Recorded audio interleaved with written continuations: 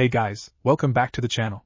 This is a story about what if Neglected Naruto has a fiance. Before I start, please support for more amazing content, and do consider subscribing to my channel and share this video with your friends. This is written by HYPN0S and link in description and support writer. Let's start the video. Outcast. Prologue. Clans, hidden villages were built on them, shinobis were born on them, war started for them.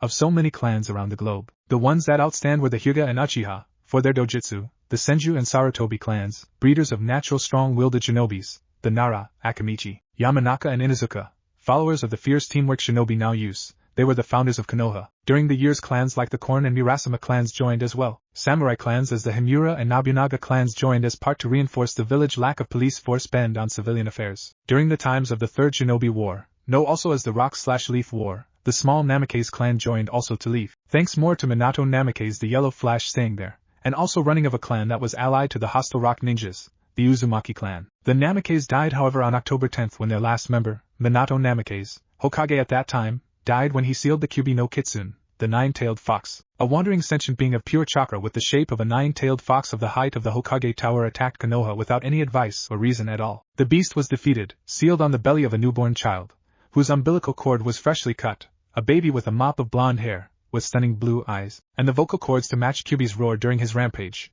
His identity revealed 2 days later by the reinstalled third Hokage Hiruzen Sarutobi. As the savior of the village, the reaction was shocking, but expected of those who knew of the power of human sacrifice Jinchuriki. While the ninja side hailed the boy as the last line of defense against Kyubi and a hero, or anti-hero considering that the villain, Kyubi at that time, was still alive, but nevertheless was accepted by those who knew the potential of the baby as a shinobi. But the villagers weren't so jovial on the boy, enraged by the beast's still alive status, wanted to kill the boy, so much they claimed for his blood, that the NBU, the village elite guard and defense inside Konoha took actions, killing 50 villagers on the spot, without even blinking an eye, and that was enough to calm the villagers. Knowing that the shinobi side, although less at them, were far stronger than them, a ninja was worth of 50 villagers. And to add, the samurai clans also backed the shinobi on this, claiming that the fourth Hokage and the boy were heroes, tragic heroes but heroes in the end. Seeing that the boy would have a normal life, at least on the shinobi side, Hiruzen never gave the law he was preparing in case something less that total hate for the kid was displayed. As a last act he gave the name of the boy Naruto Uzumaki, heir of the Uzumaki clan. But it seemed that life had other plans for the boy. The Uzumaki clan was well known even in the blood-drowned mist as cruel, cold, and unforgiving. As the dozen of Namikaze clan members that arrived out of the 100 that left the Land of Thunder could say, the Uzumaki were cold, cold enough to kill a newborn. It seemed life wanted that Naruto to be different out of every other Uzumaki, arrogant, and full of themselves. So one day, 4 years later, tragedy struck the little boy, so hard that it would leave a scar that not even Kyubi's powers could heal. Kushina, please reconsider this. The third Hokage yelled, his white robes blowing with the wind. Alongside him was no one else but the clan head Hayashi Hyuga and the matriarch of the Uchiha clan Mikoto Uchiha. Although enemies, Hyuga and Uchiha were once united for one single thing, to reason the matriarch of the Uzumaki clan out of that decision that would surely hurt Naruto the most. I can't do nothing, I'm doing this for the good of my clan. The cold voice of Kushina Uzumaki made even the stoic ANBU captain Itachi Uchiha, present but hidden flinch at her ice-like tone of voice. Even he, who saw the horrors of the shinobi wars, knew that no one could be so cruel to do this. Maybe Kyubi. But Kyubi was a sentient energy with legs. Without family, she wasn't. She was pretty much human. Or so he thinks. Kushina-chan, please reconsider this. You will hurt him deeply, and he needs you more than ever, now that the villagers are more bold on his actions against him, Mikoto said. Trying to talk reason of her friend head, she is right. If you leave him you'll create a monster, one that will kill any Uzumaki without hesitation. Even Hana Hayashi snapped. He, like other Hyuga, branch and main, knew that although they treat each other like slaves and servants, there is also a fine line that separates people of animals. One the main and branch members never dare to cross, knowing fully the consequences of that act. There is nothing you can do. The Uzumaki clan will leave to the fire capital, by orders of the fire daimyo.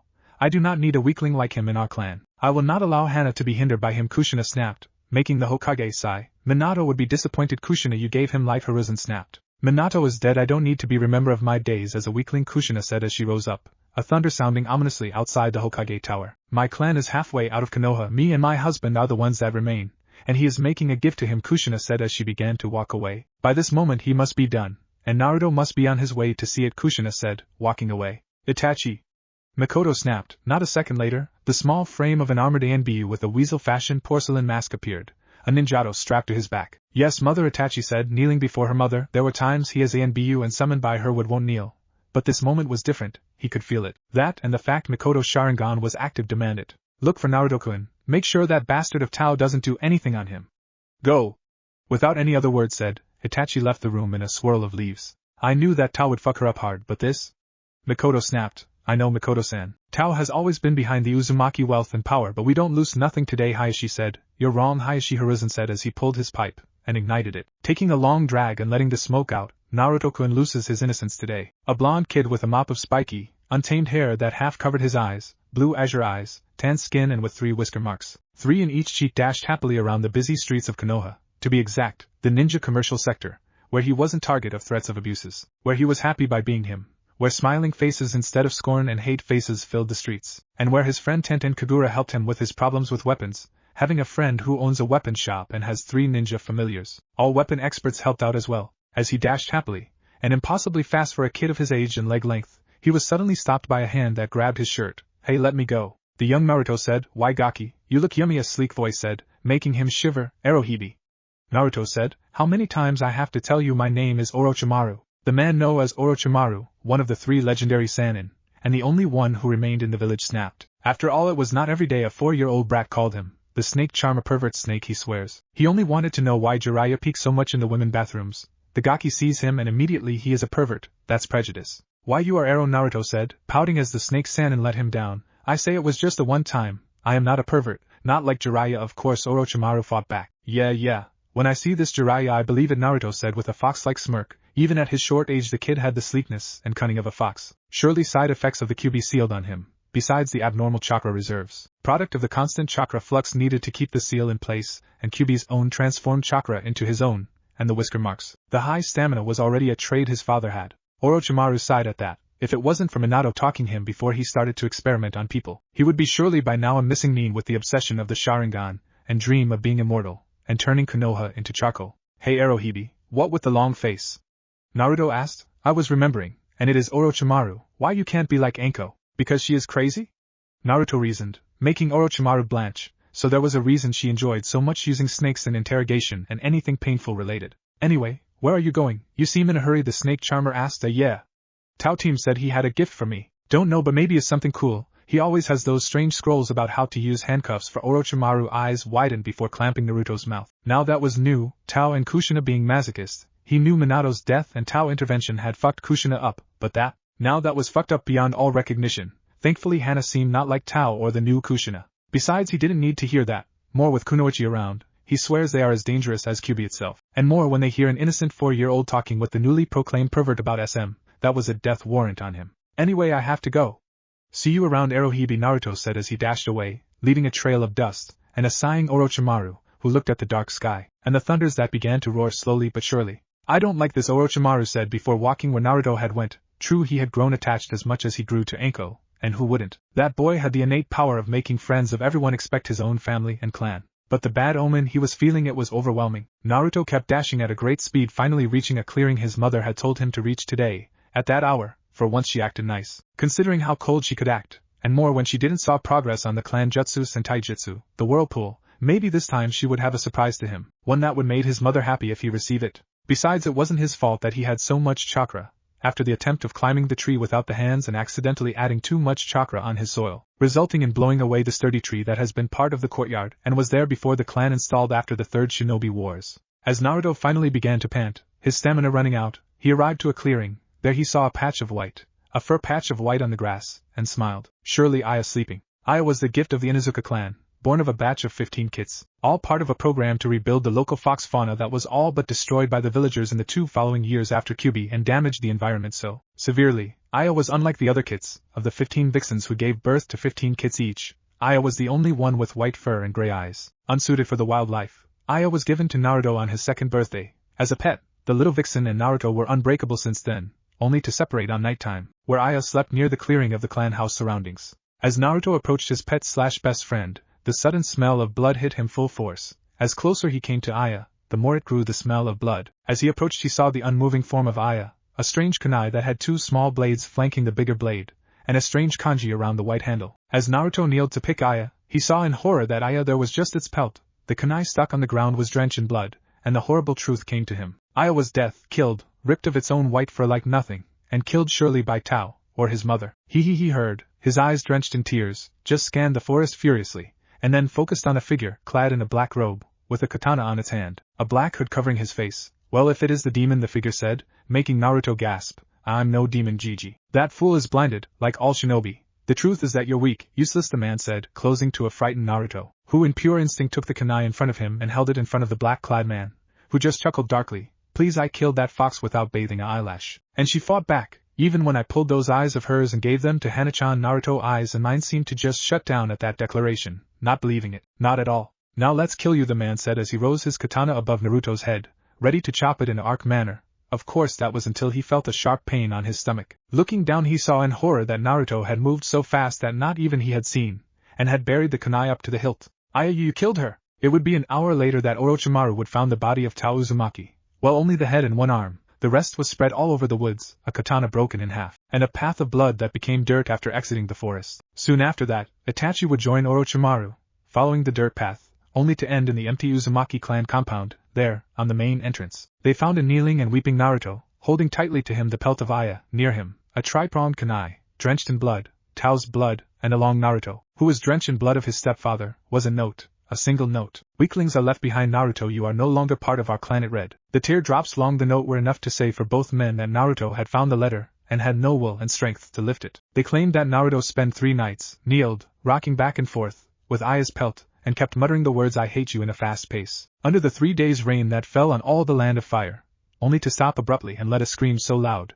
that in the fire capital, Kushina Uzumaki and Hana Uzumaki woke up, one in sheer fear, having a bad dream about her dead brother, who her mother claimed had died of a strange disease, and buried in Konoha. Years later Hana would found out that Naruto was pretty much alive, and was known as the only genin with the nickname Demon Lord. Kushina would woke up of a nightmare, one where a boy with blonde spiky hair, orange clothes, blue eyes, whisker marks, gripping the Yondaime legendary tri-pronged kunai, waltzed around the remains of the Uzumaki clan, all surrounded in flames, staring at the lone survivor, her, crying, begging him for forgiveness, just to behead her, without mercy, and leaving to Konoha, where the village waited for his arrival, red clouds above the sky, and the moon marked with several rings, which formed an eye, one single eye. Kami-sama, she gasped, 3 nights without Master Tao and with the sure feeling that he was dead, 3 nights where the nightmare came and gone, only to be complete that night, a night where the words of Hayashi rung on her head, a warning of things to come. You'll create a monster. Those words rung, and kept ringing, even when the elders declared that they would return to Konoha, 8 years later. And in all those meetings she told herself the same, Kami-sama, what have I done?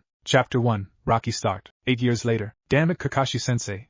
Why can't we have a decent mission? It has been a month since the wave mission. One Naruto Uzumaki exclaimed, his bright orange jumpsuit shining along the burning sun of spring. At his side were no one else but Sakura Haruno, the first ninja of her family, and Sasuke Uchiha, one of the few Uchiha who survived the Uchiha Purge. It was 2 years later, after the Uzumaki clan left Konoha, that a clan civil war among the Uchiha erupted. It lasted barely a night, but that night was enough. The Uchiha clan was torn into 2 that night. On one side there was those who supported Fugaku Uchiha on a coup against the Hokage, and then there was those who opposed him, mainly his own wife Mikoto and Itachi. In one night, the Uchiha clan was spilled on their own soil, resulting on the death of all of Fugaku's supporters and himself. After all, Mikoto's side counted with Itachi, an ANBU captain with the fabled Mangekyo Sharingan. After killing his own best friend when they started the battle by attacking Sasuke, of the 200 Uchiha only 50 survived. Nearly all those deaths were on Fugaku's side, nearly 140, while Mikoto only counted with 60 people, not counting children, yet they survived, strived and were now in good terms with Konoha. But still Mikoto not trusted the elders. Team 7 as it was known, and led by the legendary copycat ninja and still friends of the Uchiha, Kakashi Hatake, were returning of a D-rank mission out of the village, which required them to clean several stables where the cows resided, a 2-month job if it wasn't for Naruto's shadow clones, and his always growing stamina. It was in times like those that Kakashi thanked Kyuubi for the unlimited reserves. True, his students knew of Naruto's status as jailer, as every person in Konoha, from babies to adults, and also as the only Jinchuriki not created as a weapon of war. Like Gaara of the Sand, who contained the one-tailed raccoon, Ichibi no Tanuki, and crazy ass as one Kyuubi said, out of Naruto's mouth of course. It had been some rough 8 years for Naruto, 8 years where he understood what a true family was, after being abandoned by his own clan. Naruto became what people call the street rat, of to some ninja a street fox, they're his first nickname, and the fact that Naruto when stealing food left on all fours, barely being caught by any ninja above Jounin. Even the famed ANBU had some problems, and Itachi had his run-in with Naruto on more than one occasion, only his Sharingan being able to track the elusive blonde who moved with the graze of a fox and the destructive capability of an earthquake. As many torn-up businesses and general mayhem was left after he passed, and more on hours where people walked more, like noon. As years passed, Naruto assisted to the Ninja Academy, where he excelled on an area many had problems, stealth and traps, Unlike other kids, Naruto was a genius there, one that could create a life-threat trap out of an eraser. Just ask Kakashi. He learned the hard way that Naruto was not a patient fellow, and decided to come early to important stuff. Other thing Naruto was for his nearly unlimited chakra, a genjutsu user delight due to his inability to cancel genjutsu of any sort unless pain of external source is given to him, and his taijutsu is a self-learned, mixed, butchered and bastardized versions of the Uchiha Interceptor Fist, the Hyuga Gentle Fist, the Inuzuka Wild Style, the Akamichi Brawl Style and the Uzumaki Whirlpool Style, all mixed into one, unpredictable, movement-wasted but still devastating style he had yet to name. But on ninjutsu, there lay his strong. Unlike other people, Naruto had the ability to learn high-level jutsus, like the shadow clones, and when jutsu seemed to be his strong, as Sasuke can give faith off, he never imagined a ball of wind of double the size of this great fireball could come out of a small person as Naruto. But considering who he is talking to, I'm agreed with Naruto-sensei, we need something bigger, Sakura said, her long pink hair blowing with the spring light wind. Maybe that is of course if you want to be burned for the Chunin exams, that is, Kakashi said with that UI smile. After all, his students can't tell if he is smiling or angry because all but his right eye is covered. The Chunin exams?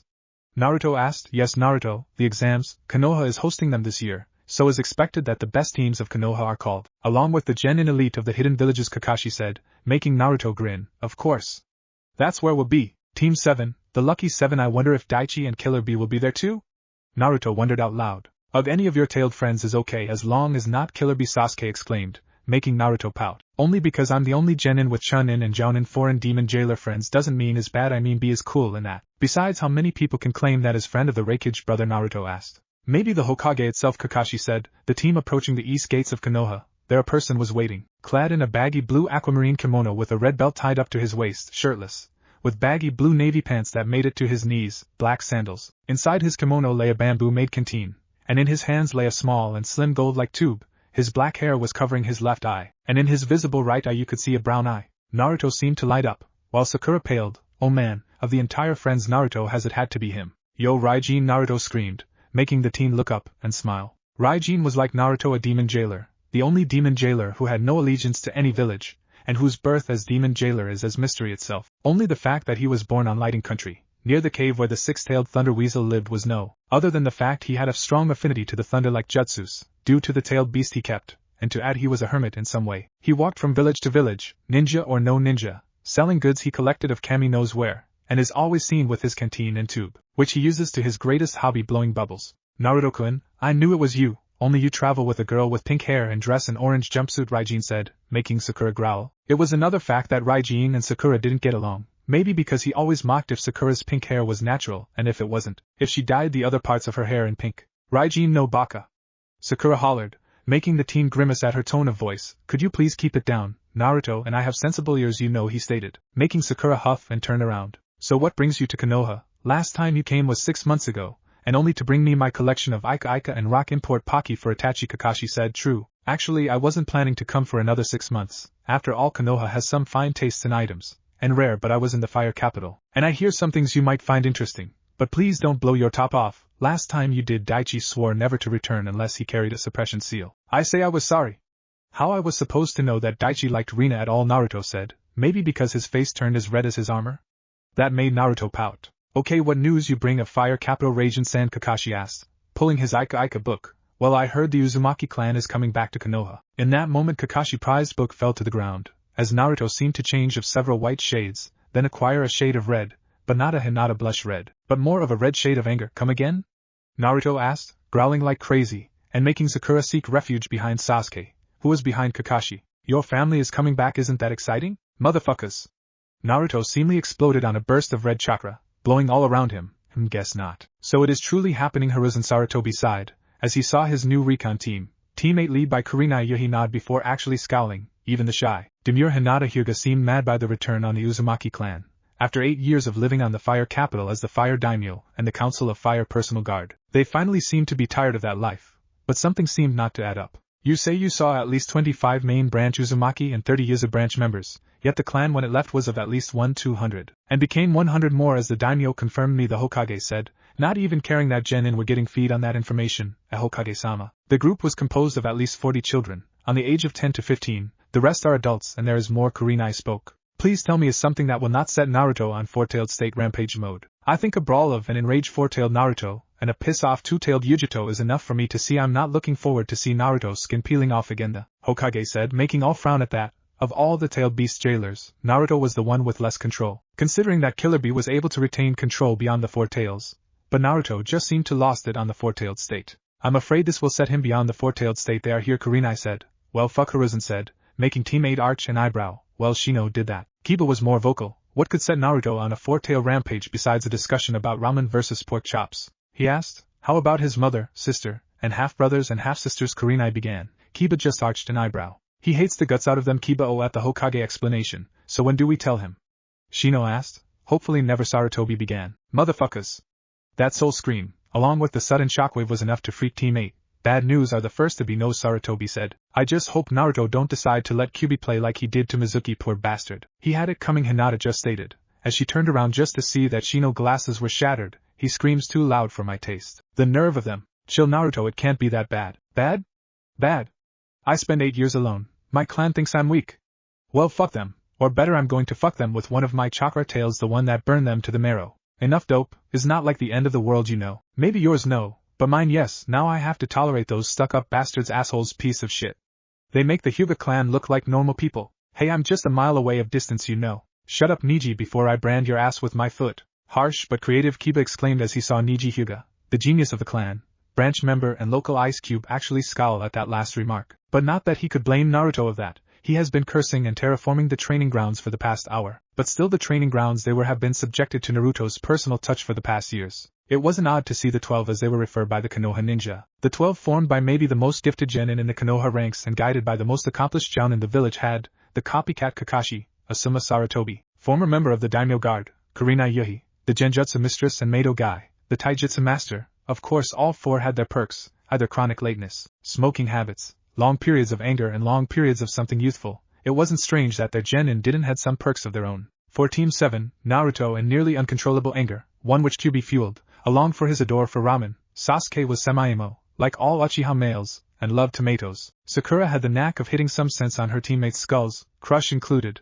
and had a secondary persona, Ina Sakura. Ino was bossy and obsessed with her weight. Shikamaru is lazy and a sarcastic genius. Chuji is too sensible on his weight. Shino, well, he is an Aburame. Hinata is shy, and has an inner pervert she exploits around Naruto, using her Byakugan. Kiba is way too cocky for his own good. Niji is a ice cube with legs. Tenten is a sharp thing maniac, and Rock Lee, well, he is mini guy. Enough said. Dodge, Sasuke simply said as a tree was flung at him. Ino and Lee, who dodge it with ease. I still think is way immature of him to act like that, Rock, Niji said as he sidestepped to the right alongside with Shino, dodging a rock that had red-hot hand marks. Well, he does have all the right to be mad. He was left alone, Chakra Hand, Kiba said as he and Sakura jumped away of the red hand that was sent at them, barely hitting them. But she had no right, Chakra Pulse, Hinata said shyly as she jumped with Shikamaru and Chuji, avoiding the concussion wave that Naruto sent at them. He acts like a spoiled child, Niji said as he caught a kunai, only to yelp when the hot hilt made contact with his skin. Damn it, Naruto, we said no weapons. Fuck off, Emo Cube. Emo Cube, man, I swear he makes his best taunts when angry, Kiba said with a smirk,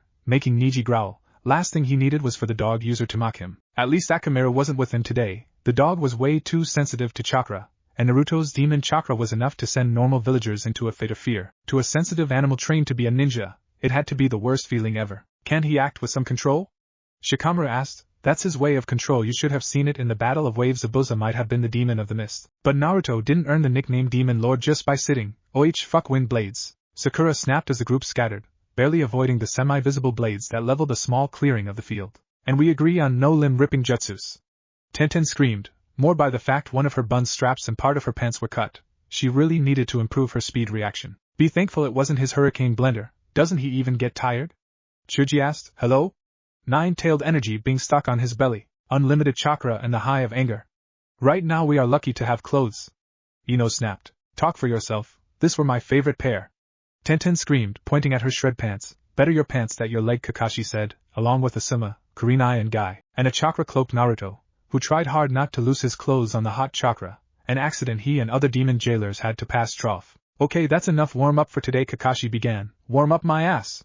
He was just using us as dummies to test how his clan will react when he goes aggro on them. Tenten snapped. Maybe, but it's better to have a level-headed Naruto training now that event and spilling your guts and consuming your heart. Naruto for sparring partner Asuma said, making Tenten go pale. Demon jailers are just too troublesome. You think breathing is troublesome? Naruto snapped, making the shadow user scowl. Can't blame me. unlike you, have standards. How I ended up as friend of all of you and acquaintance of every single of the sane demon jailers is still beyond me. A nice bed story for your average children, Sasuke joked, making the Nara snort. Knowing him, he might get asleep halfway the act, Ino said with a smirk. Now that's cruel, Ino pig. Is the truth, forehead girl? Because you are going to be that unsatisfied lady? Shut up, Raijin. And like Sakura, Ino hated Raijin guts. True, he got her the rare seeds of foreign countries to plant, but he, as every jailer she knows, is as blunt as a hammer. Raijin-san. Did you got my stuff? Hinata asked, lacking the shudder, short and silent tone of voice she was known to the Thunder Weasel jailer, who just smiled before pulling out of his kimono a box with a red cover, direct of the land of the snow, mint-flavored cinnamon buns, guaranteed to give you fresh breath on a single bite. They recommend to eat once a day, and keep them on a freezer. Yeah, just gimme. Hinata said as she took the box of Raijin hands, and walked away, muttering about her precious buns. You should see what she keeps hidden on a wall. A collection of cinnamon buns of all the nations. She eats one every day, and has them sealed, so anyone but her can touch them. Hanabi tried it once. Hinata nearly chopped her head off. Niji said, "You're a bad influence to her, Naruto-san." Niji added, "Sure, blame his oldest friend. I never gave her the idea of using seals to keep her buns safe. Just bells and maybe an explosive tag." "I stand my point," Niji muttered. Sometimes he wished Naruto didn't save Hinata of the so-called Cloud Ambassadors. They just had to cross Naruto the day after the window-shattering scream, and of course that Killer Bee's brother had to take the position of Raikage after the old Raikage died. Of mysterious ways. But at least he had a father for a longer time before that disease took him away, just as it took Hinata's mother. "Mother, are we doing the right thing?" "I'm coming back." A girl with long red hair tied on a single braid asked, her blue eyes looking at the older woman, whose face was covered in a gray cloak and hood. The girl herself was dressed in a single black net shirt with a black vest under it. The vest had the clan seal it, a spiral in blue, with blue navy pants and black sandals. Like her, at least 10 girls of her age were dressed alike, all having different hair colors, but having something in common: the blue azure eyes. "What mother thinks doesn't matter, is the clan's will," a boy snapped. Dark spiky hair, blue azure eyes, tan skin, clad in black robes, with a light chest plate, and 2 visible sayas strapped to his legs, which were covered in black pants and black sandals. "Motaro, fuck off, Hana is right." And more, knowing that she has to visit her brother grave, a girl near Hana snapped, clad in a white vest with a red collar, a red shirt with a high collar on, the Uzumaki emblem on the vest back, black shorts and knee-level sandals in blue. The several scrolls attached to her belt were enough to say she was something akin to a seal mistress. "I'm just saying that if Naruto wasn't so weak before, he might have been a respectable member of the clan Aiko, so I suggest you to shut up. Failures are meant to die in this world," Motaro said, making Hana and Aiko growl. Enough. The cold voice of the robed lady made the trio stiffen. "We are not here to social visits, nor to visit your brother's grave." Hana scowled. "We are here on a mission, to find out if this demon lord is worth of our clan attention, and if it is, you are to seduce and marry him." Hana, the robed lady said, making Hana sigh. "Yes, mother." At her 14 years, Hana Uzumaki, firstborn child of Minato Namikaze and Kushina Uzumaki, the clan heiress and tomboy, still doubted of her brother's dead. Her mother actions, her current father, the fourth to add, was already bounded to the elders' wishes and demands, not knowing that their actions had deemed them as barbarians, something not even the Kagai clan had earned, since they were the warmongers among the clans of Mist Village. Is still surprising that some of them live. "So they are returning," Hayashi whispered to himself as he saw his youngest daughter Hanabi spar with the 2 boys of her age.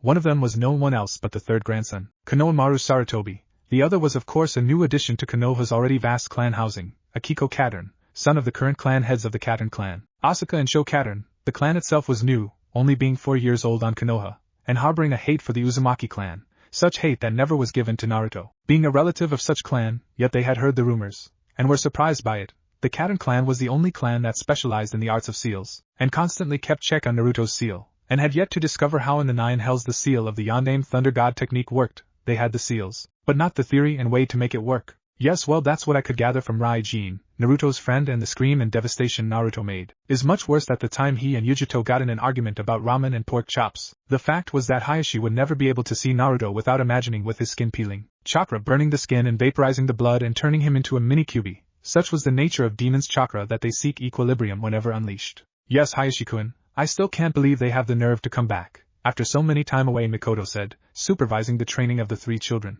on behalf of Asuka and Sho, since they were on a diplomatic mission with one of their clan branches on the fire capital. "What do you think the reaction of the kids will be when they see Naruto alive?" Hayashi asked with an all-knowing smirk. "The question there is how the clan will react when they see their home leveled by the weakling of their clan. I'll pay for a photo of that," Mikoto said. "That can be arranged," Hayashi said as he smirked at the Uchiha matriarch. "Hayashi, you are an evil bastard, you know that?" "I try, Mikoto, I try." "So we are getting in the exams, huh?" "Iruka-sensei won't like it a bit," Sakura said out loud, seeing that the genin were having the same thoughts. "Iruka is an academy instructor. You are under my command, so I pretty much can do whatever the fuck I see fit to see you grow stronger," Kakashi said with his lazy tone. He is the only person besides Shikamaru Dad that may be able to say that with such not caring for the rest, Ino whispered to Tenten, who nodded at that. This exams will be special in a way. Instead of the usual 3 parts, it will be 5 parts of the exam. Since the number of gen incoming is 1 word, Hujisuma said as he handed each gen in a slip of paper, you are to sign those and present them in 1 week. Present to the room 301 on the academy. Your team has to be complete to be there, understand? Kurenai asked, satisfied by the nods of the genin. My youthful students. It makes me happy infinitely to see you all ignite your flames of youth. I expect only the best of you all.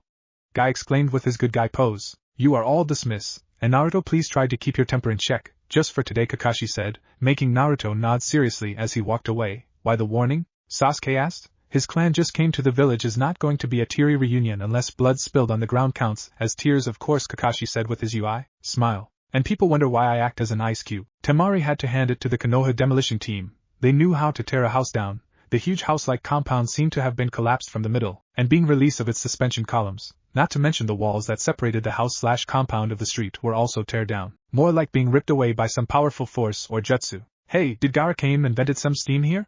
Kankuro asked. I am right behind you, Kankuro in a motionless voice said behind the puppeteer wannabe Kami. Gaara, for the love of all is good and bloody in our job, please for once announce yourself. Kankuro snapped, knowing too well how Gaara became sometimes, but right now he cared squat of that. I'll try, but I promise nothing, Gaara of the Sands simply stated, making Kankuro sigh happily. Well, but you have to admit, it looks like if you vent some steam here, he added. Mother says that one like me was here, the stench is intoxicating. Temari actually stiffened at that. It didn't take too much imagination to know who Gaara was talking of, the Kyuubi Jinchuriki. One of the reasons Konoha seemed to be a magnet of demon jailers on that moment. It was rumored that the Kyuubi jailer was friend of the 7 jailers, including the oldest of them, who rumors state that he is a hermit who is veteran of the Second Shinobi Wars. Holy shit, our compound. The sand team turned around, just to see a red-headed girl stare at the demolished house, shock etched on her face. By the ass of my grandfather, who the fuck demolished our home? This time it came of a black-cloaked boy, who just gaped at the torn place. Soon several people of the same age, with the same stunning azure eyes, cursed as they saw their home turn shreds. Was so many hair colors, Kankuro said. Temari just sighed. Konoha, besides being the village with more clans and home of the most powerful jounin, was also the home of the most eyesore hair colors. Really, who actually has red neon hair color? Mother says that he smells like them, Gaara simply replied, making the group stare at him. Mother says Demon Lord was here. That actually caught up the attention of the few grown-ups on the huge group. Demon Lord smells to them strongly, to the red-headed girl. The one with the neon hair or the normal hair? Kankuro asked. The one with the normal one, Gaara simply replied as he walked away, along with his siblings, leaving the group behind them. Mother, could it be that? Hana began. No. He is dead, accepted, the robed woman snapped as she entered the ruined home, just to stop no more than 5 steps later. Hana in concern walked near her mother, just to look what she was also staring at, and gasped. There, on the stone path, was what seemed to be the epicenter of an explosion, one loud one, and in the middle of it was a charred note. Hana didn't know what the first word spoke, but she did read the second newest set, and her eyes went wide. I ain't trough yet. Liar was all Hana replied as she ran away, leaping at a great speed. Kami knows where.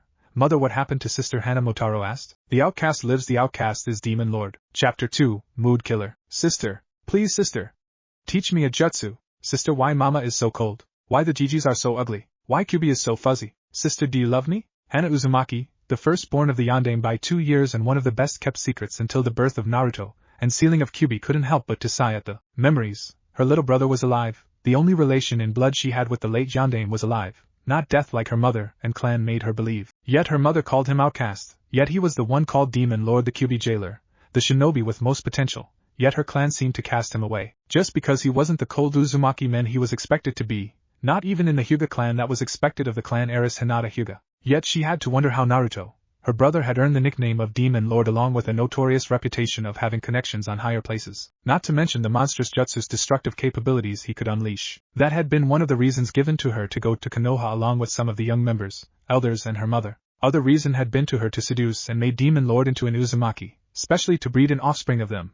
Hana was the strongest kunoichi of the main branch, but not enough to be clan heiress, since she was the firstborn of the clan head, Kushina Uzumaki. Yet it seemed that unlike the Hyuga or the Uchiha clans, the Uzumaki clan only accepted male heirs, not female. Her mother was the only exception given due to her participation on the Namikaze massacre. Yet she had married a Namikaze, their enemies, and had 2 children with him, one being the demon jailer of Konoha. She knew one thing. Her mother, the old one, would have rather gut herself with a dull spoon rather than be a complete bitch to her children. There were other things in Hana's mind, for example the fact that Naruto, although being her blood-related brother, would change nothing on the plans. Demon Lord was supposed to be seduced, and induced to the clan. Now that Naruto was known as the possible demon lord, it would make things easier, in the elder's eyes. She would do anything for just getting him back, and they were right, she would. It wasn't odd in her clan to still have marriages among close blood members, just to keep the purity of the blood, something the Hyuga clan had not done since they came to Konoha, and was proven that their Byakugan, instead of being tainted with foreign blood, it actually became stronger, something akin to adapt and evolve.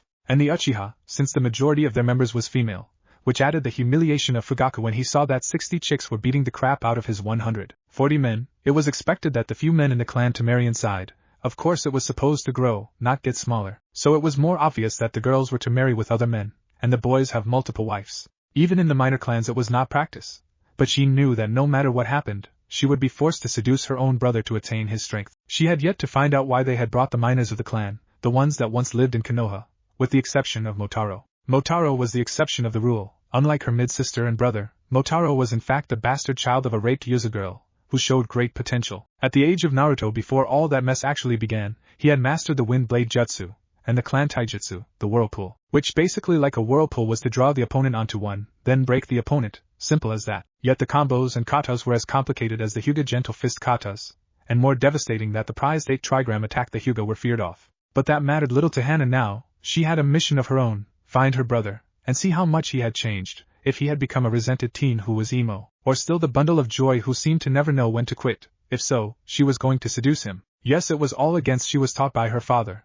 but if that's what it takes to have Naruto back to her, then so be it. Besides, how hard is to find a blonde with whisker marks? Impact, pull, impact, pull, impact, pull. That has been the pattern Hanabi has been seeing of Naruto doing with the last kunai of the Yondaime Hokage, attached to a cord, throwing it like a yo-yo, impacting it in the wall of the compound gardens and pulling it again. Sure, Hanabi was still curious about Naruto, her sister's oldest friend, and by what she could see of some papers when her father drunk his ass away, with an arranged to her, a marriage one. To Hanabi it wasn't odd.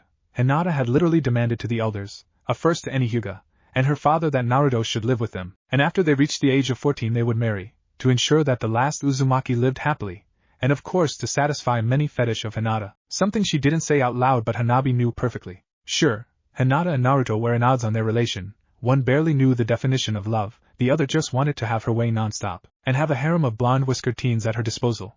But she couldn't blame either, both had passed some rough times. The kidnapping was one. The kidnapper was one of the old Raikage trusty ninja. Of course the ninja had to cross an angry Naruto while carrying Hinata. The result was bloody to say the least, and to add luck, the old Raikage was retired of his post by Killer Bee brother, who admitted all guilt of the act, and immediately sent the heads of those loyal and who gave the idea to kidnap Hinata to her father, who accept them with the Raikage most deeper condolences for Hinata's mother health state. Hanabi was due to born at any moment there, but a strange blood disease had eaten her mother chakra nearly to the point of rendering her to the painful decision of decide if she gave birth to her and die, or kill her and live. She obviously took the first, knowing that a mother's love is something that extends even to their unborn child.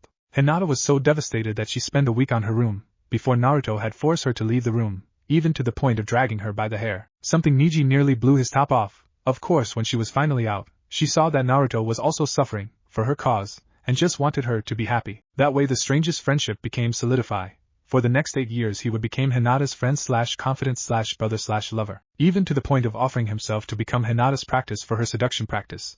There the first sparks flew along with her fatherhead. He had caught them nearly up to the point of Hinata giving Naruto a blowjob. You can imagine her 11-year-old daughter doing that, and his reaction to that. And as time passed, so did her uncle, death of the same disease that took her mother life. A disease both acquire when they ate a poisoned food given by a resented Hyuga branch member, who is now death. Niji was devastated, but unlike Hinata, Naruto took another approach to snap Niji of his funk, slamming his forehead on his knee until he bled. Hanabi shook her head at that. Of what she could gather, Niji for an entire minute stopped being an ice cube and launched a fit of curses enough to make blush a sailor. Naruto-san, what are you doing? Hanabi asked, looking at the kunai yo-yo. What happened to be the Yondaime last relic? Stuff. Naruto simply replied. I know you're doing stuff, but why? She asked again. Because I can? Damn it, speak clearly. I'm not Hinata to read you like one of her porn magazines. She does have porn? Duh. Why you think she uses your Byakugan on you? For checking how much you grown down there? Well, yes, but you know what I mean. Sai is my family. Naruto began. What of them? They returned. Hanabi arched an eyebrow. His clan left him behind. Hanabi both turned to see Hayashi near the porch. 2 glasses of water on his hands. Oh wait, what? They abandoned me, Hanabi-chan, and killed Aya. Naruto growled. The cute white fox of the pictures? He nodded. Damn, no wonder sister is so vehemently protesting on a further separation of the clan houses. It could lead to some nasty things. And with things the way they are, the only casualties of a clan war would be the elders, since they are pushing that well, half of them high, she said as he stared at the sky. I heard also they hired all the carpenters and constructors of Konoha to rebuild their home before the exams start, high, she said. Good luck with that. I placed a termite's nest near the remains, and also hired bug killers. Shit, Naruto. You're in presence of a lady, Hanabi said with a smirk. I am? Bam. Of course me. Hanabi snapped as she walked away. She's stiffer than the stiffs back home. Is like her mother, sometimes sweet as an angel, sometimes the devil incarnated water. How long it will take to finish the reparations of our home? Kushina asked. Well, with the number of people and material less than a week. But you have to hire other people to add the electric wire and water pipes. After we end the place, the carpenter said. Good. I also want you to construct an underground basement of the size of the dojo. Of the size of the dojo, huh? No problem, but it will take a day to end it. This day, the man said. Good enough. Start right now, Kushina commanded as she walked away. Okay men, you hear the lady. Time to work. Kushina-sama, an elder man asked, clad only in a gray kimono with a blue obi, his blue eyes staring at the Uzumaki matriarch. It was him, wasn't it? It was him, was all Kushina replied. The clan has made a powerful enemy, was all the elder said as he began to walk away. Yashiro, Kushina began. My actions were given because you all wanted it for the good of the clan. I have come to regret that decision. I hope so, Yashiro stated.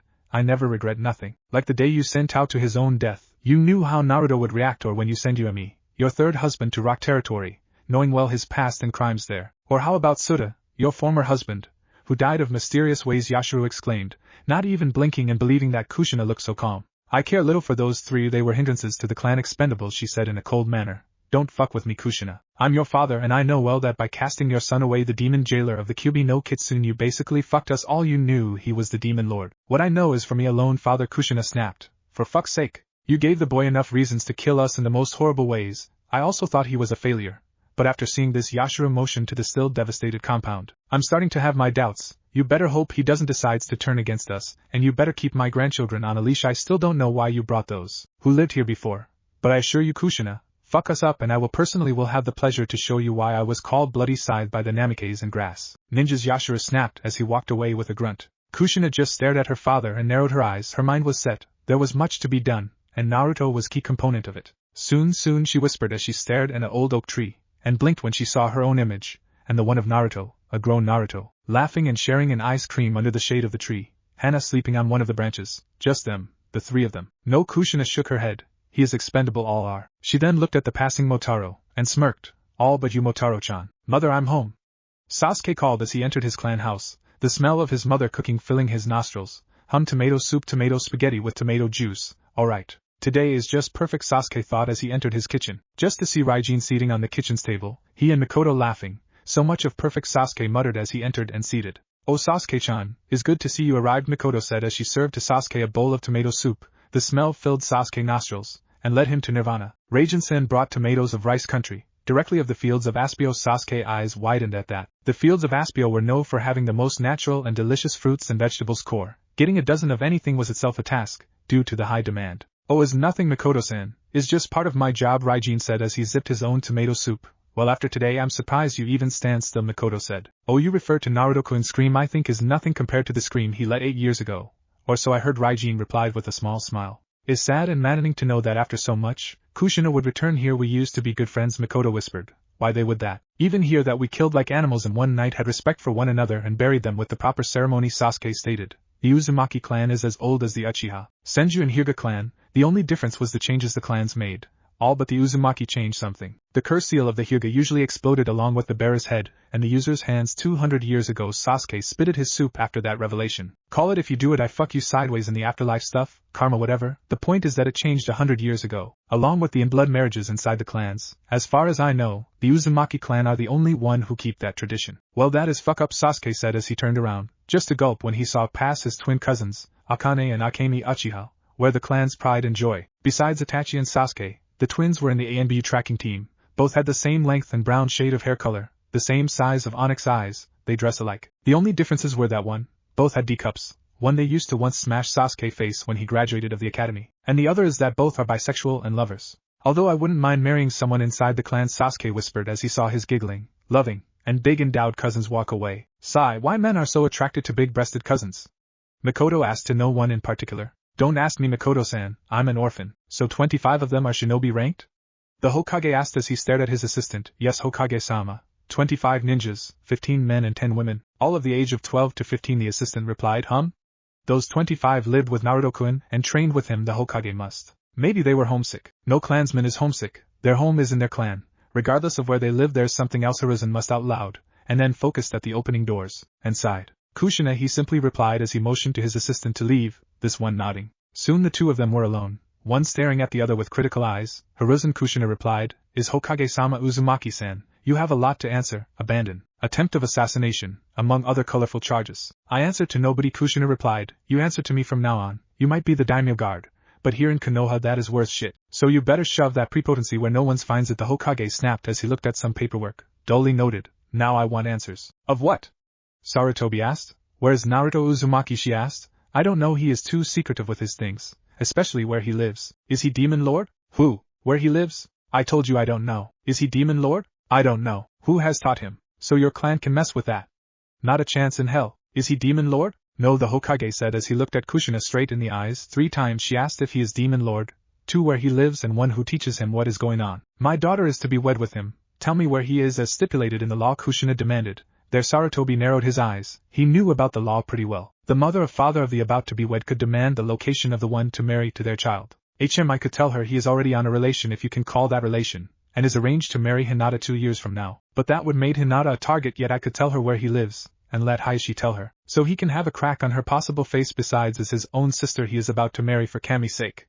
What to do?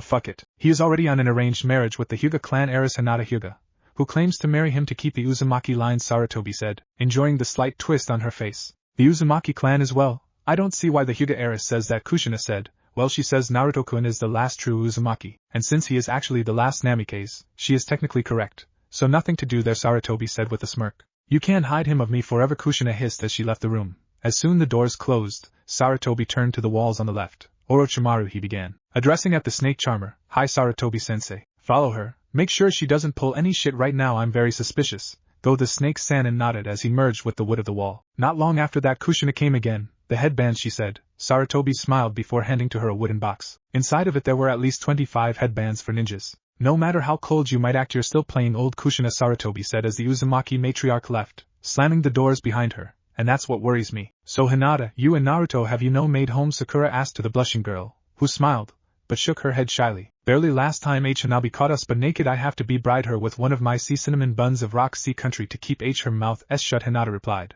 Sakura was still amazed in how much Hinata has progressed in so little time. 8 years with Naruto had made wonders on her, all this culminating in her stand against the elders and her soon-to-be marriage with Naruto.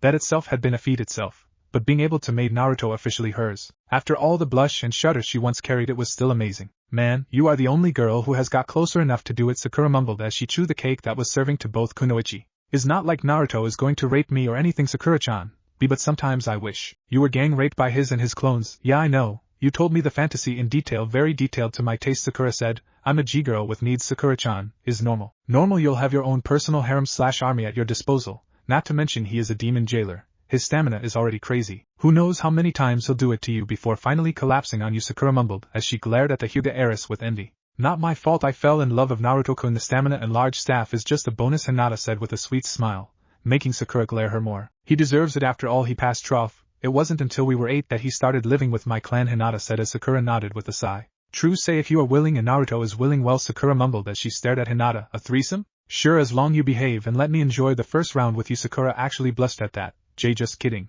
If Naruto-kun agrees, then yes. Hinata stopped in mid-words as she looked behind her, finding a girl with long red hair and the same set of eyes Naruto had. Yes? Hinata asked. So my brother lives with your clan, huh? Hinata and Sakura eyes widened. Brother? Naruto never told us about a sister. She looks older, 2 years older, unless both girls thought at the same time. And? Sakura asked, not liking the girl a bit. He is mine. I will not allow a wannabe kunoichi and a whore get in my way. Who the fuck you think you are to speak us like that? Sakura snapped, standing up along with Hinata. I'm Hana Uzumaki, older sister and soon-to-be wife of Naruto. He is mine. Is just a matter of time. With that the girl walked away. The two girls looked at each other. Sakura, I'll go to the compound. Go tell Kakashi-sensei and Sasuke-san about this. Then meet me in the compound, Hinata said as she jumped away. Even his own sister has the hots for him. Naruto must have the weirdest luck with women, Sakura mumbled as she jumped away as well. Hey! The waitress yelled, you forgot to pay. You know you could let me out and play with the clan. The ominous voice of the Kyuubi sounded in Naruto's mind. Oh, for Kami love let me sleep, you know it. Their return is a bad omen. So you too, huh? I'm a fox. I'm sleek and can see trough deception better than you humans. Yes, almighty furball. Growling, I'm serious here, boy. This is already highly suspicious. There is more than meets the eye. The all is all in the eyes of the beholder thing, right? Correct, yet it is odd why that woman would come with those who lived and trained with you so long ago. To fuck with my mind, not that the team of Tao didn't try that. Even as little I was way too thick-head. No arguments on that. Yeah, H-E-Y. But seriously be warned, the woman might try to push your buttons, anger you to prove something, stay focused, act goofy, let it slide. If they act in the exams, well, they say some genin don't come back in one piece. You heard Kakashi-sensei is 5 parts instead of 3. As far as I know, the fights will be in the last portion. The first portions can easily be tested to see if we are chunin material. There is more than a rank and stakes. I can feel it. Something is wrong, the Kyuubi replied as he went to slumber in the grass. As time passed, Kyuubi and Naruto came to some agreement. Naruto, since the jail would give Kyuubi some better accommodations. In exchange, Kyuubi would grant chakra for free, and help him in genjutsu-based attacks. At the same time, both would share a mental link, much like Killer Bee had with his Bijou. Naruto just stared at the ceiling of his shared room with Hinata. One of the conditions on the arranged marriage with Hinata was to live with her, on the same roof, sharing the same bed, to foster their relation further, so in the honeymoon they can do more that make love. Hugo were way too passionate with their lovers. As he pondered when Hinata would finally lost herself in her sexual pent-up frustration, other thought lingered in his mind, the one of his clan, their goals, their reasons. With a sigh, Naruto stood up and walked away of his room, saluting several Hyugas of both branches, some doing works, some just passing the time. There was not much to do in a ninja village, especially in a clan house, but to train and possibly fool around. But considering how things were now, as he approached the clan exit, he felt a strange dread. Something was wrong. How I hate being right, the fox must. Maybe is it gas you got stuck? I'm an energy being sealed on your belly. How the fuck that's even possible? I don't know, odder things have been seen. Just look at Lee and Guy sensei. I rather gouge my eyes with a chopstick.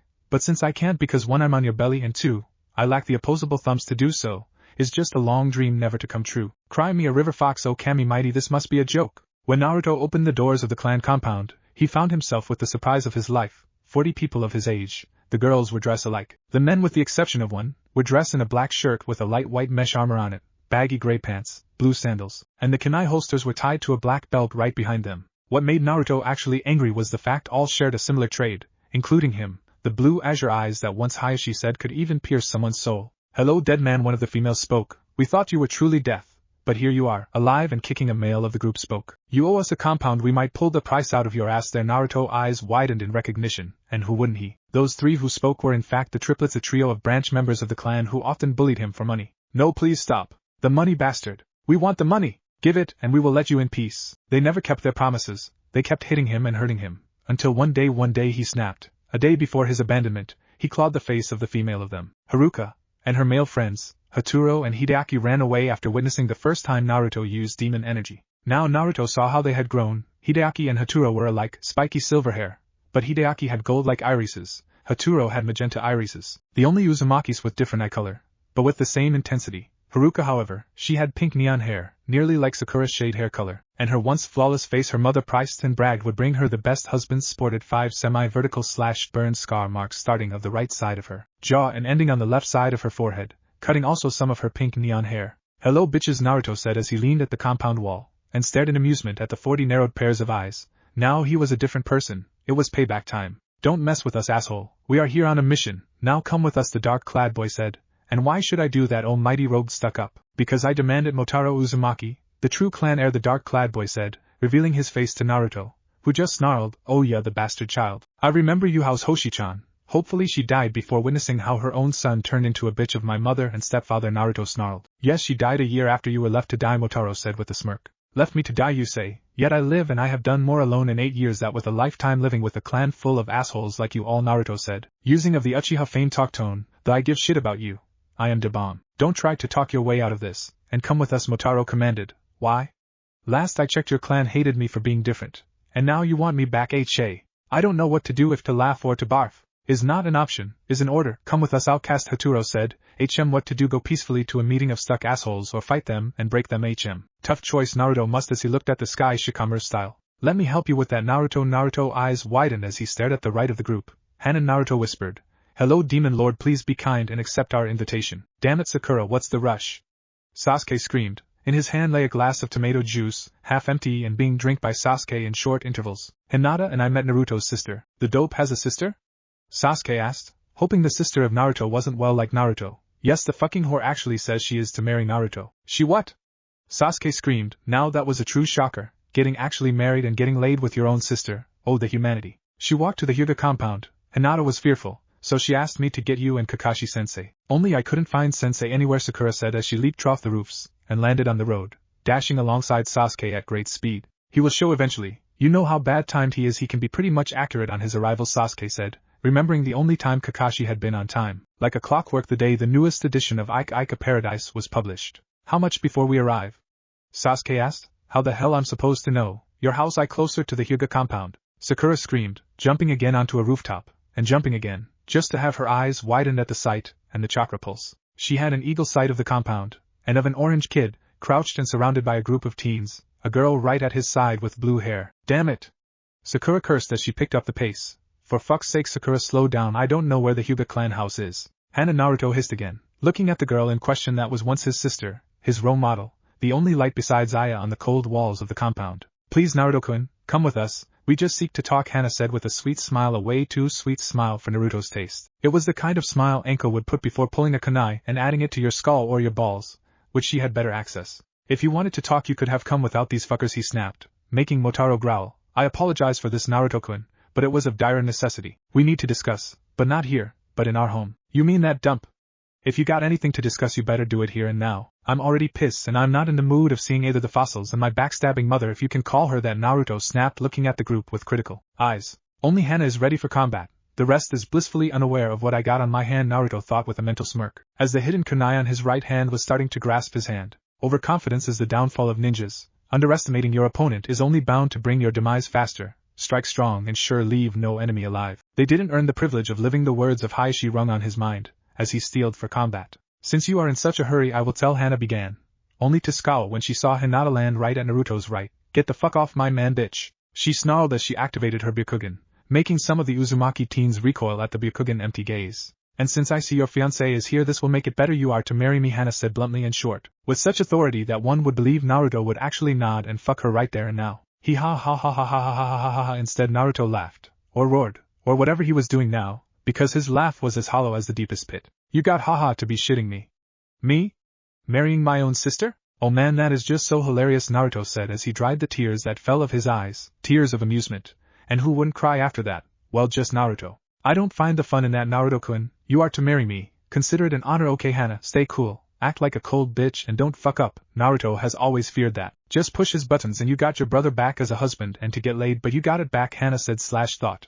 Her exterior was as cold as ice, as her mother, but on the inside she was trembling. One slip and Naruto was bound to rip them like tissue paper, if she acted first of course and took Hinata as hostage. So they seemed to finally acknowledge me, Naruto whispered, worrying Hinata. Naruto-kun, she whispered in concern, hoping for something better. Thank you, Kami, he is seeing reason, Hana thought as she saw her brother in glee. I'm so flattered, Naruto screamed, letting a surge of his own chakra out, making all grunt at the powerful blast, and wince when they saw his eyes. His blue eyes now sported slits. Don't fuck with me, Hana. I'm far smarter, you gave me credit. You actually believe that I will fall for that shit? Naruto screamed, the chakra pulse disturbing Hinata, who sported a smirk. The pulses are on intervals, code helped, she thought as she saw several branch members come at the door, along with her father. Not sooner than that Team 7 landed. Sakura whined, but fine, I think Kakashi-sensei is rubbing it on us, she muttered with a slight blush. Naruto-kun, Hana began, don't kun me, woman. As far as I'm concerned I have no sister in that clan, no mother or no other relative. Naruto roared, staring at Hana's blue shocked eyes. Now get the fuck out of my sight, he hissed, and if we don't outcast, Motaro challenged, only to receive a sick smirk of Naruto. You don't want to find the answer to that, right, Kakashi-sensei? Motaro brow furrowed before shooting up when he felt something tapping his shoulder. Turning around he saw a tall man with silver hair defying the gravity. All but his right eye was covered. Sharingan, Kakashi, Motaro whispered. So my reputation precedes me, joy, Kakashi said in a lazy tone, before pulling an orange book of his shuriken pouch, and started reading. Really, Motaro-chan, you should leave unless the numbers of the Uzumaki clan get drastically cut short, Kakashi said as he gripped Motaro's shoulder, this one wincing. He is not even gripping hard and I feel he is about to pull my arm off. Motaro thought as he stared at the now superior man. Is this truly a jounin? Not even mother demands so much respect and fear. Okay, we will leave, Hana said, a cold tone on her voice. But mark my words, Naruto-koi. I will make you mine, she said, giving a slight wink at the scowling blonde. Before all the Uzumaki left, Motaro and Hana leaving last. The fox was right, Naruto began. Something else is at stake. Night had fallen on the hidden village. The only businesses were the ones on the hidden red ninja district, and some bars. Compounds were now guarded heavily by their own people. The Hyuga, after the little stun of the Uzumaki childs, had reinforced their defenses, knowing well enough their weakness thanks to a prank pulled by a 7-year-old Naruto involving rotten eggs filled with pink dye. Hayashi swore that Hisashi had never laughed and cursed so hard in his life. The Uchiha compound was smaller, yet as heavily guarded as the Hyuga compound. Only Uchiha A and BU girls on guard, since in fact there were only a handful of men, all children, and Itachi was the only mayor male, and he was on a mission. Many clan and ninja families had reinforced their defenses after word of the little incident with Hana and Naruto, and the fact he had screamed loud enough to shake the village. One root leader Danzo swore as he was awakened of his nap for the second time in the day, and he slept on underground quarters with soundproof walls. All clans were asleep, all but one. On the still ruined Uzumaki compound, sporting a brand new basement, the clan gathered, not just for sleep, but for planning. So Naruto is in fact Demon Lord, Yashiro said while looking at Kushina and several elders, the youth behind them, hearing with sharp ears the conversation. Yes, Hana made first contact with him, as every youth present, as described in the intel, he is loud, brash, and outstands too much Suzy Yuzu. The only elder of the branch family said, looking at a file and tossing it away. They fucking knew. And they had the nerve to keep me in the dark. So what to do now? Takahiro Uzumaki said, looking at the elders and Kushina, we first reconstruct. I already nominated 3 teams of our clan house to participate in the Chunin exams. Yashiro, Takashi and me will be their Jounin senseis, Kushina said. Who are they? Yashiro asked. Takashi will take the triplets. I will take Hana, Motaro and Aiko will be under my wing, Kushina said. And you father you will take Teru, Tokumo and Tomoko, Kushina said. A weapons-only team? Yashiro asked. Yes, he shows no weapon usage. Besides the kunai and shuriken, we know nothing of his jutsus, or how much chakra of Kyuubi he can handle before losing itself to the power. That's why I'm sending the 3 teams. Yashiro team will gauge his fighting capabilities. Takashi team will attack and force him to draw the Kyuubi's chakra, while my team will move for the kill. Then what?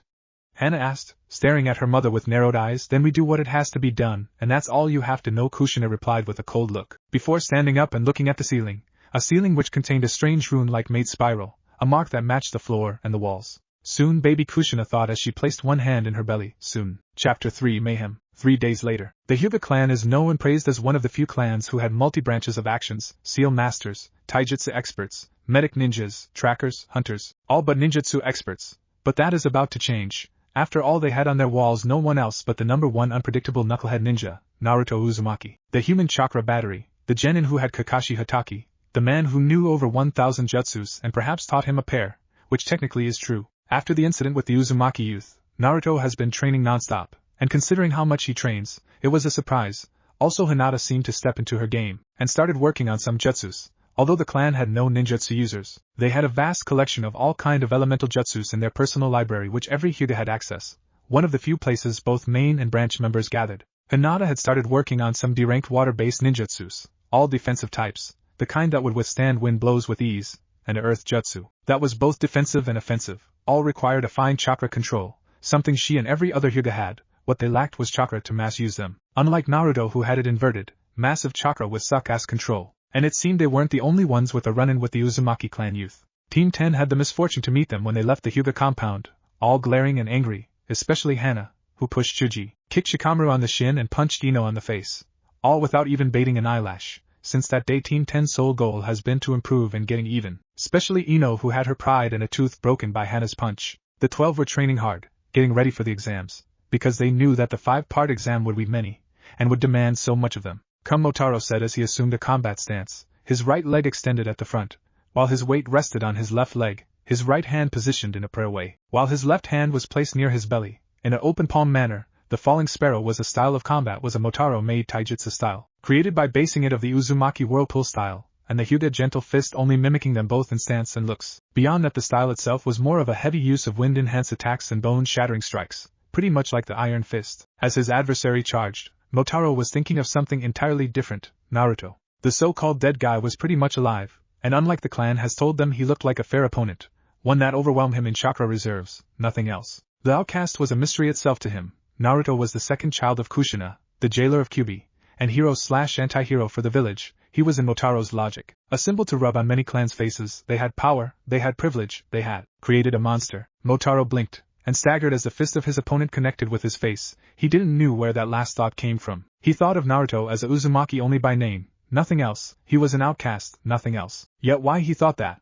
Why the mention of the words Naruto and monster came to his mind and made him feel goosebumps? It wasn't like Naruto was in fact a monster. Motaro is a shinobi, He knows when to see underneath Naruto wasn't a monster. So why he was so worried about the fact any Uzumaki who gets in a fight with Naruto will get hurt, or worse. Hey Motaro, he heard, breaking him of his thoughts. We can call it if you want. Yet today I had enough training. Tomorrow we will continue bowing. The Uzu member left the newly reconstructed dojo. Motaro just stood up, cleaning the little blood formed on his cut lip. The Uzu boy would not walk away tomorrow.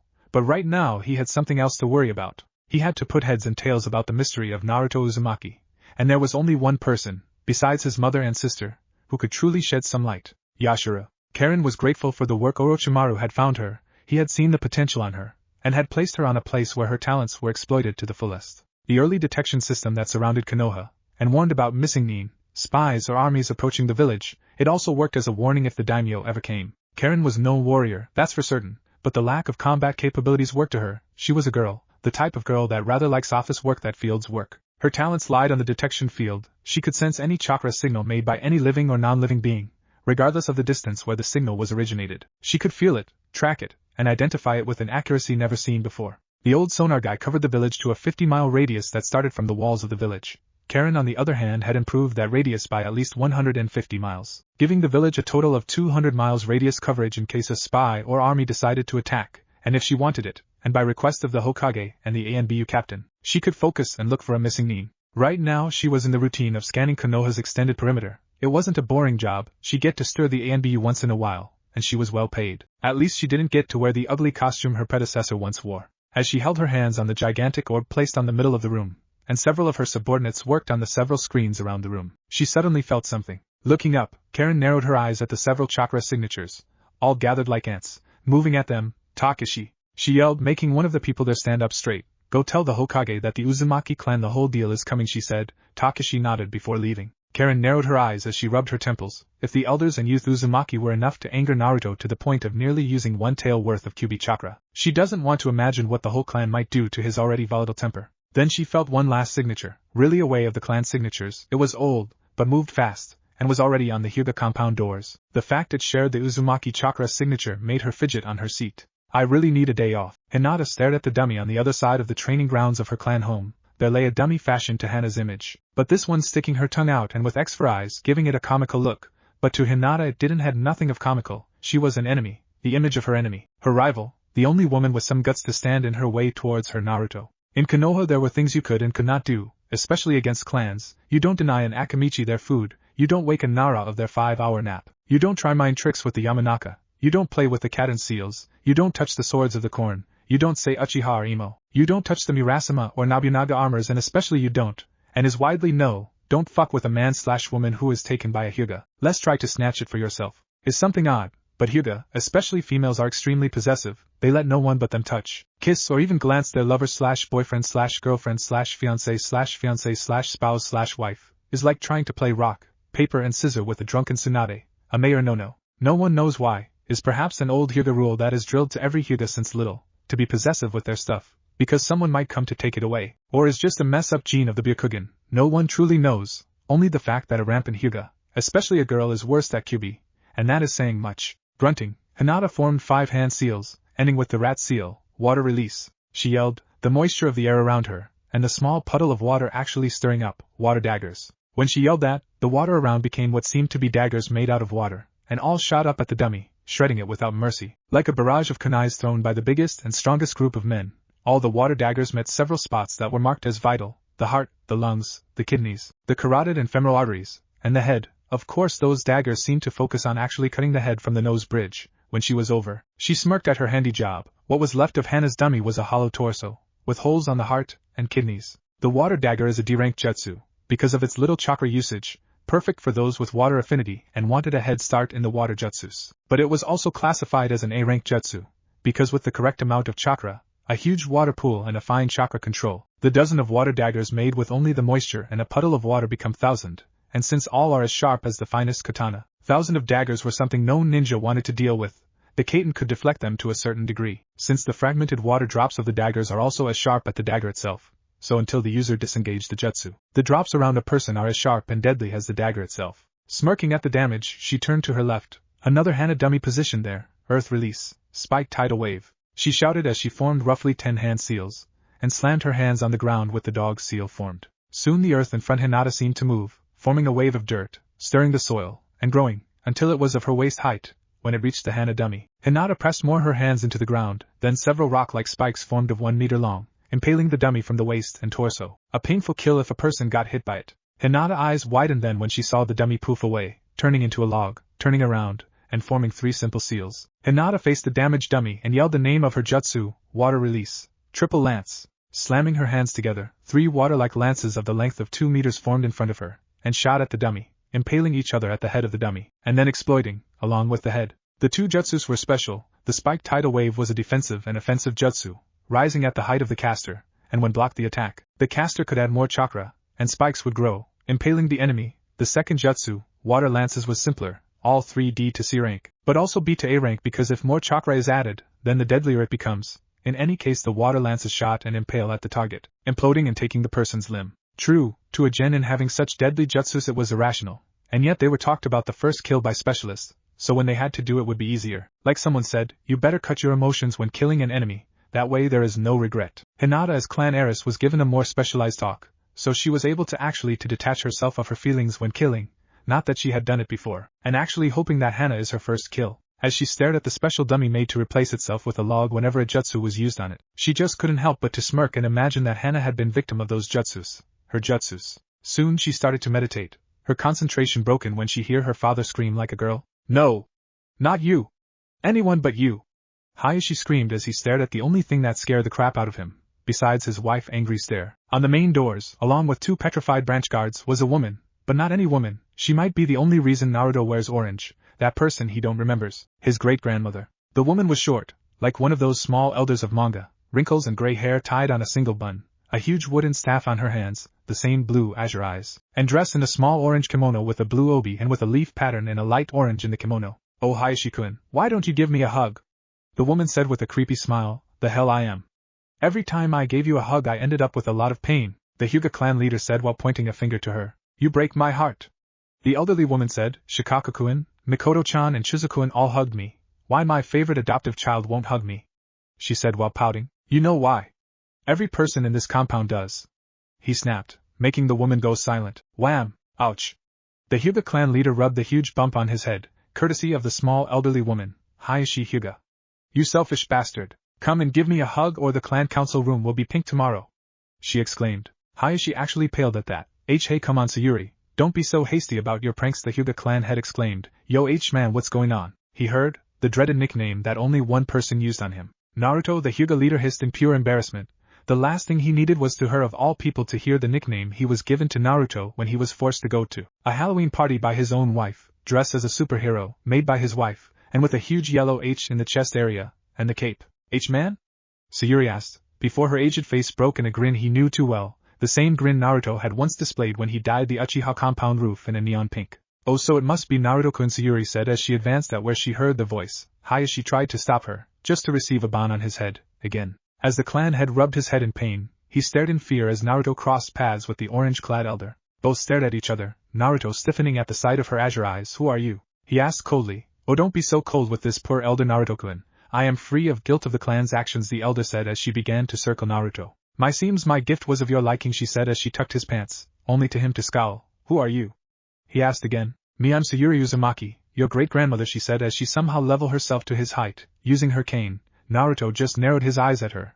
I don't remember you. You don't, Hayashi began, because she was exiled of her clan. Yashiro stared at Motaro, Motaro stared at Yashiro, both were tense, and the fact the rest of the Uzumaki clan came back of the fire capital, by orders of the daimyo, with some cloudy-like orders to bring Naruto back to the capital along with the clan. You wish to ask me something, Motaro-san? Yes, Yashiro-sama. What do you know of the outcast? Motaro said. It depends, what outcast you refer. That caught Motaro by surprise. Yes, our clan has 2 outcasts, Naruto, and Sayuri. Motaro eyes widened. Sagacious Lily? Yes, Sagacious Lily, my aunt, Yashiro said. Of both I want information of both, Motaro exclaimed, the sheer curiosity to know who were Naruto and Sayuri, and why they were casted away on his top priorities. Sayuri Uzumaki, the Sagacious Lily, Yashiro began, staring at Motaro straight in the eyes. She is the youngest of 3 girls born during the mid-rule of the Shodai Hokage. Hashirama Senju, my mother's sister, the youngest, and by far the most gifted of them all, he began. My aunt, she was a true shinobi, loyal to the Hokage and only him. She had gone to Konoha as a liaison to the Hokage to our clan. At the age of 12 she was a chunin under the command of the second Hokage, Tobarama Senju, and when the second shinobi war hit, she was the only Uzumaki against us, Yashiro exclaimed. When the second war was over, she was called by the clan we tried to assassinate her, Yashiro said. I was 3 at that time, and I remember well enough that day 20 Jounin class ninjas of our clan were brutally murdered by her. No mercy was given, not even to her own sister. Motaro tensed up. Sickened by the ways of her clan, she sent the heads of her assassins to us with a note she had exiled herself, only carrying the name Uzumaki to show that not all Uzumaki were bad as they believe, Yashiro said as he stroked the sleeves of his kimono. She always wore orange clothes. Such was her love for orange that even her hair color was orange, her kunai sharp edges were orange, and like Naruto, she loved to prank. Rock Village was never the same without her pranks, Yashiro said, looking outside then. In a way she and Naruto are alike, both share the love for the color orange, both are outcasts, and he stopped, looking at Motaro. At that time she was known as a Sannin. She trained and fought with the likes of Hanzo the Salamander, and she even was witness of the birth of the very first Jinchuriki. One I fought when he went berserk and attacked rock ninjas during the Third Shinobi War. And Naruto, Motaro said, simple, the male Sayuri, as brash and loyal as Sayuri is to the Hokage, his loyalty is only to his village and people. The orders we got of the daimyo are fake, Yashiro said. This is a move to bring Naruto to us, his marriage to Hana, the fact those who knew him in the clan are here, all seems to be part of a chess game, and we are part of it. You say we are pawns? Motaro said, more like puppets, because pawns are used to weaken and open the defenses, sacrificial lambs, but puppets, Yashiro began. As puppets we have no will, we are pulled by the strings, yet we don't realize until it's too late, and we never see the strings and the hands of the puppeteer. We have to be wary, Yashiro said with a look that demanded obedience. I don't know why the sudden interest in Naruto Uzumaki, but Sayuri is back, just confirmed. We cannot fall in personal vendettas, and we have to stay calm and united. Thank you, Yashiro-sama. Motaro bowed as he stood up. Motaro, Yashiro stopped. Motaro, why do you hate Naruto so much? Because he killed my father. So you're an outcast like me, Naruto whispered, Hinata leaning on one of the door frames, looking at Sayuri in a critical way. She didn't trusted any Uzumaki. Naruto was to her the only Uzumaki worth of her trust. Yes, I was not cut to be a cold Uzumaki, and to be honest, they pushed me into making my decision, Sayuri said as she drank her tea. You say you killed one of my great-grandmothers, right? Sayuri nodded at Naruto's question, something I'm not proud of, but since I was born, me, Mayu and Masaru were at odds. Their loyalty was to the clan, whilst mine lied to the village I served. I was going to become a rock kunoichi, but I was sent to Konoha. As a symbol of peace of the clan to the Shodaime Hokage, he took me in, and taught me that a village, Konoha, was like a family, the family both you and I carved for so much, Sayuri said with a small smile. When he died and his brother took the position, I was already a chunin, and I knew the parents of many of the clan heads. I tell you, this Mikoto's mother was truly a spitfire. Hayashi chuckled at the literal pun. When the second Shinobi War came, I was the only Uzumaki on the ranks of Konoha, grass, sand and part of Rain Village, who opposed those who attacked first. I fought alongside the likes of Hanzo the Salamander.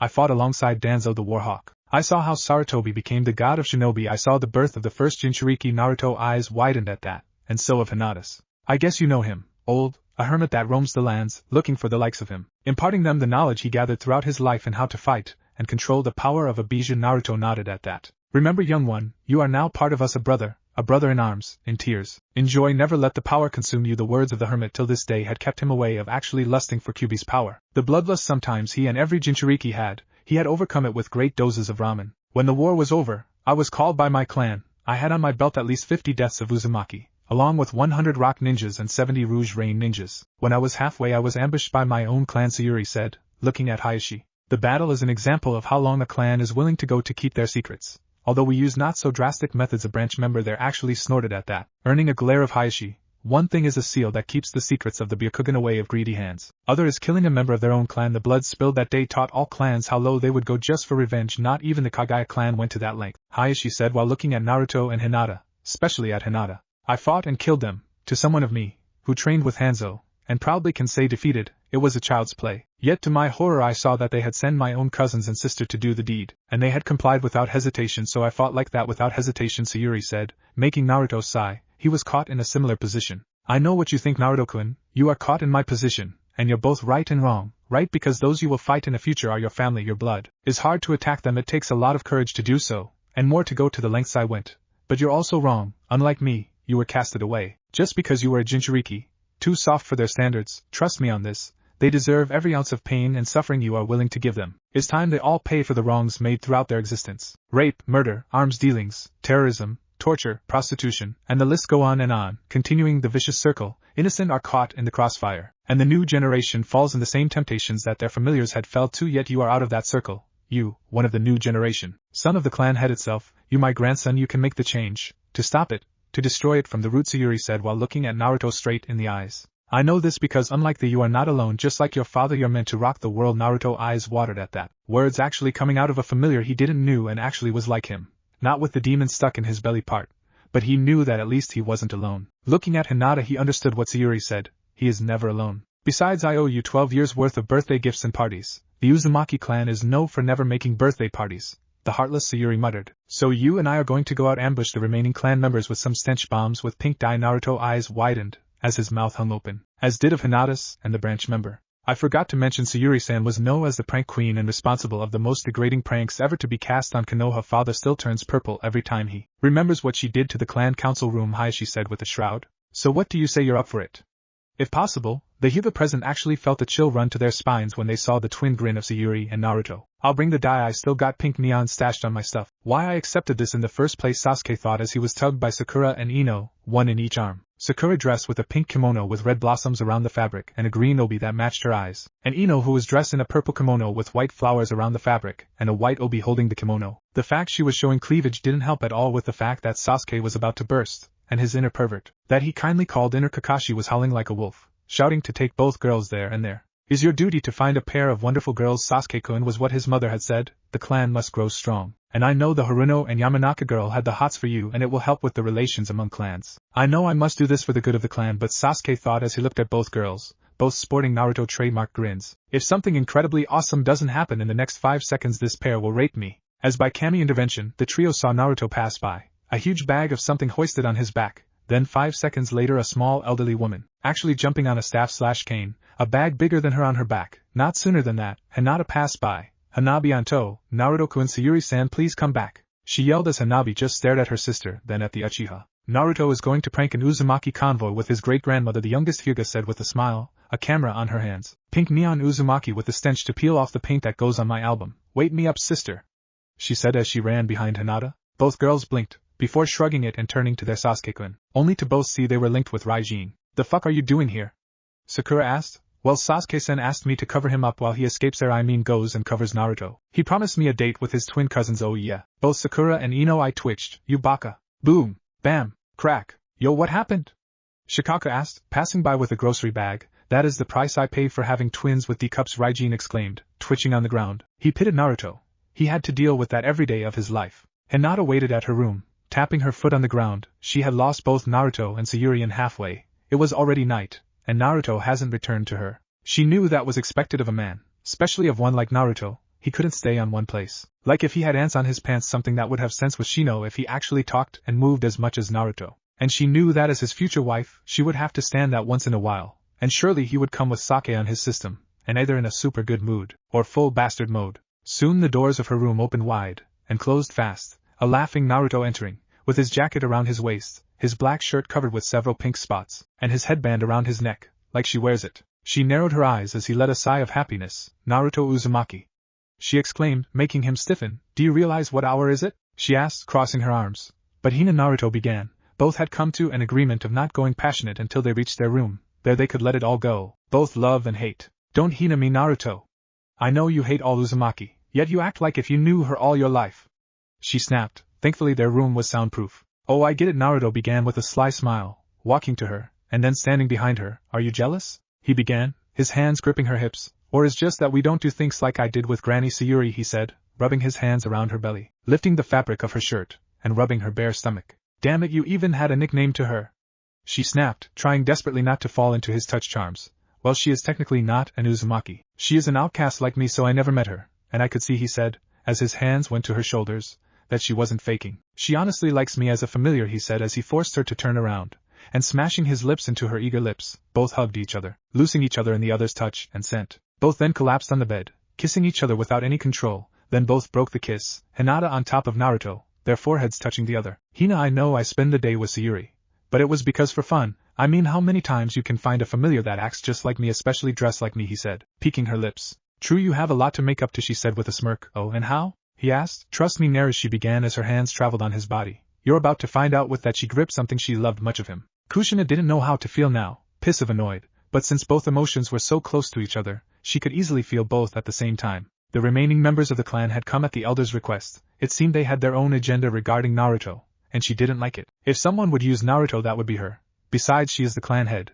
Pulling ranks on some old mummies as ancient as many of their scrolls was good. But at the matter at hand, she was pissed. Sayuri had chose the worst moment to return. True, she didn't affect her plan at all, but yet her sole appearance was a positive psychological factor on Naruto, and the successful prank made against the clan members surely had boosted his morale and steeled his resolve. She needed him to be vulnerable, both physical and mentally. Her plan wouldn't work if he was acting almighty and Hokage-like, even if he wasn't one. Staring at the that's right, pink members who were ambushed, she couldn't help but to rub her temples. She could feel a wave of headaches coming. Sayuri/Naruto size headaches. Soon she looked at Hana. She was walking to her new room, or as the young members like to call the pain suite, because she had so many weapons and torture machines in there, that you had to wonder where she slept at all, and how in the 9 tails of Kyuubi half of those things worked. Kushina smirked. Her plan was working. If all went according to plan, everything she worked for, forsaken, killed, and all would have been worth it in the end. She just hoped Naruto didn't kill Motaro, at least not yet. Sayuri-san, Hiruzen said with a smile. Old monkey, seems years weren't kind to you, Sayuri said. Looks who's talking, the one of the size of an average dog. You're just envious. Right, envious, Hiruzen said as he started at the small, yet deadly elder Kunoichi.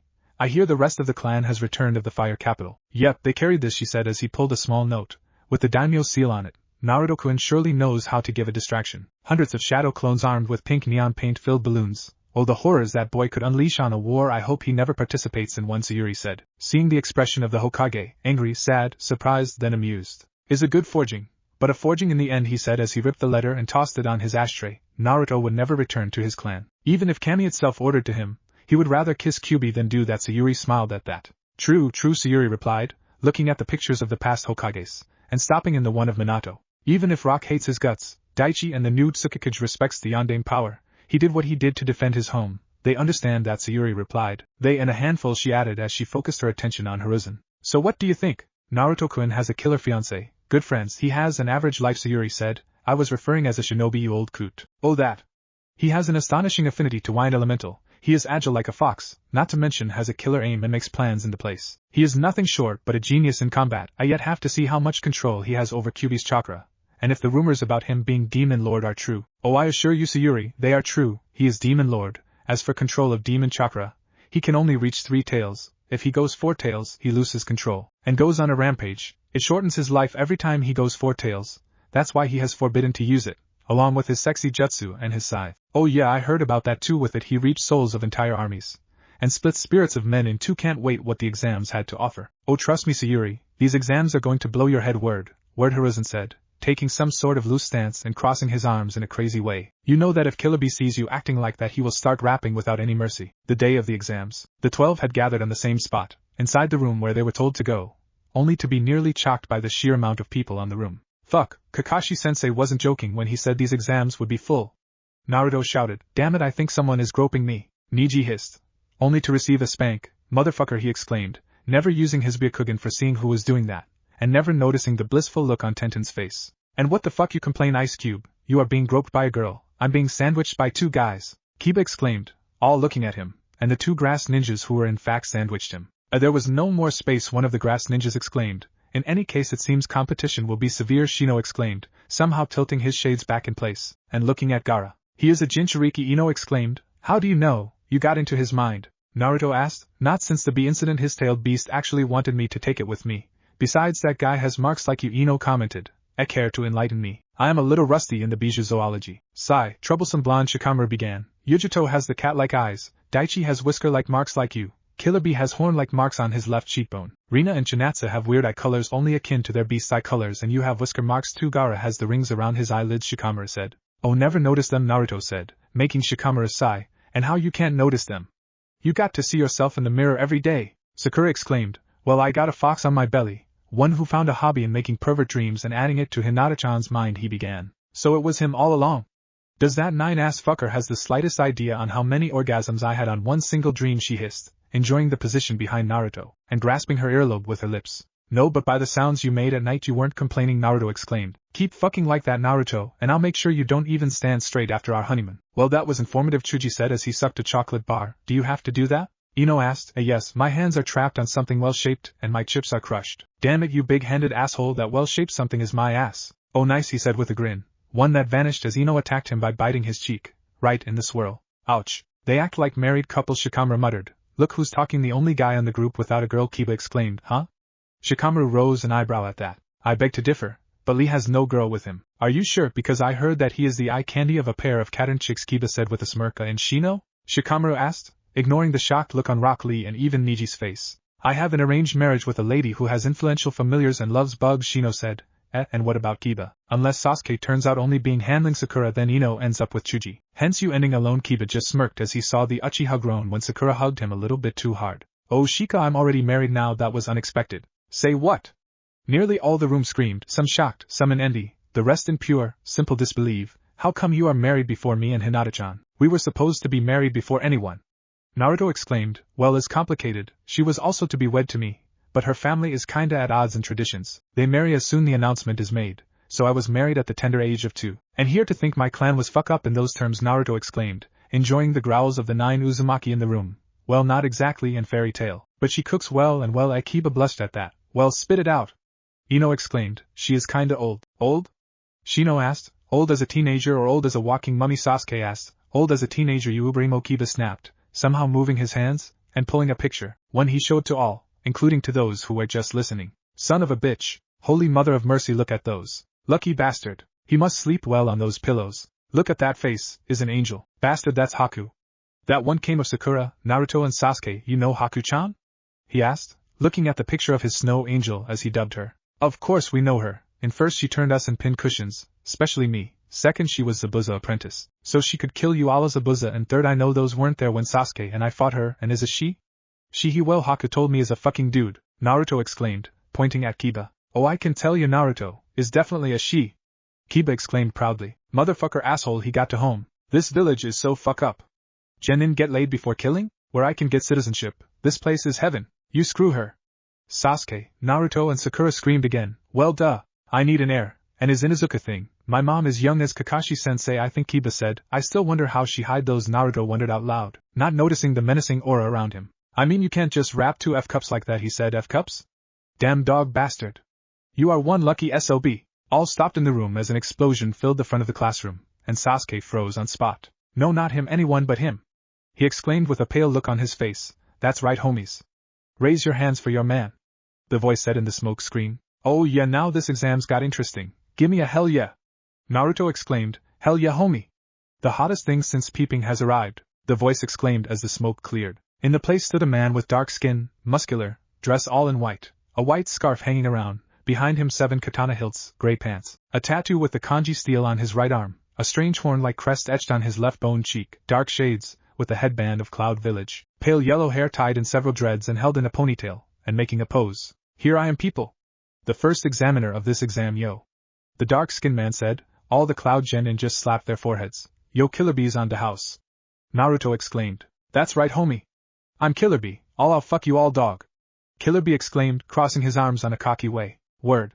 Naruto said as he assumed a stance similar to Killer Bee's. You realize he is the first examiner, right? Shino said. Oh, come on. If we can pass him, then we can pass anyone. Besides, he is the only jounin I know that raps and makes flashy entrances, Naruto exclaimed. Poor bastard never thought of Anko, and what she had planned. Okay, people, get ready because I'm about to cut in half this place. With that, Killer Bee drew a sword. They're all the Cloud Ninjas. Sasuke and Naruto paled. Oh fuck. Chapter 4. The exam, sort of. The Uzumaki compound, newly rebuilt and empty, a perfect place to spying and setting traps. That's what Orochimaru thinks anyway. As he moved with the grace and stealth that only someone as close to Kage-level ninja can move, he saw in utter amazement the training grounds, full of something green. It reminds me of that thing Anko made in my lab, he though, as he saw the green glob / something lay on the ground, maybe a snot jutsu, or a prank of Sayuri. In any case, he wasn't going to stay and find out. Biting his thumb, he formed hand seals at a flashing speed. Summoning jutsu, he exclaimed, slamming his hand on a tree branch, and a small poof of some later a small ringed snake showed up. You called, master? The snake asked. Yeah, do some exploring, focus on the basement, and when you are done there dispel, understand? The snake nodded, slithering of the tree, and advancing towards the ground, into the compound. Orochimaru for his part just narrowed his eyes. All the information was incomplete. Kushina seemed to have a plan, but so did the council. All had something in common though. Naruto. He had no idea what they were planning, but it involved Naruto. Kushina seemed more interested in him, and the elders seemed to wait for something, anything, a sign perhaps. Closing his eyes in contemplation, Orochimaru left the compound. The small snake was the best he had for gathering information, and he knew she would not fail her objective. Boom! Ah, my leg! How the hell the Hokage agreed on the destruction of the academy in this way? Sasuke asked, dodging what it seemed a brown-like hand made of chakra. I can't feel my arms. How the fuck I'm supposed to know? I'm just a genin. Neji snapped, rolling away of what seemed a hail of kunais that sailed right above him and nearly lodged on his skull. My god, I can see my insides. Damn it, trough the stairs. Shikamaru screamed, him and a handful of genin of various villages running away of a rampaging killer bee, who was on full eight-tailed mode, right behind the few ninjas who had made it of his initial rampage. As the genin turned around, they saw two kunoichi stop when a rock ninja twisted his ankle, just to the trio to be rammed by a huge chakra hand towards the wall. Kami mighty. Of all the proctors, no, we have to get the one who loves to ram people into walls, a cloud ninja said while walking onto the walls, just to another chakra hand to catch him, and send him away onto a window. Holy shit, I didn't know Jinchuriki were this violent. Tomoko snapped as her blue eyes stared at the hole where Killer Bee had rammed the two kunoichi and rock ninja. Don't stare, bitch, run. Naruto snapped as he pushed her away, he dragging Sakura and Sasuke by the hands, to the round table. He shouted. Not a second later the stairs seemed to get hotter, several genin jumping and leaping to colder grounds, just to fall in Killer Bee chakra limbs, and then being slammed onto the walls. For fuck's sake, this guy is insane, Chuji said as he dodged by sheer luck one of Killer Bee's swords, but in the process losing his headband. Tell me about it, Ino exclaimed, pulling an explosive kunai out of her pouch. The hell, I'm going to wait one of his hands go and grope me, she exclaimed as she threw the kunai to the wall of the stairs, this one exploding and taking the wall, and the stairs with it. Come on, move! Tenten exclaimed, pointing to several ninjas to move it or lose it. Some followed, some weren't as lucky as the floor gave in, chakra hands coming out and slamming them onto the ceiling. Damn it, of all the people we had to get as proctor, he had to be the one, Sasuke said, dashing with Naruto and Sakura on a hall, just to say halt to collapse and block their way. That fucker is going to either crush us or guide us to him.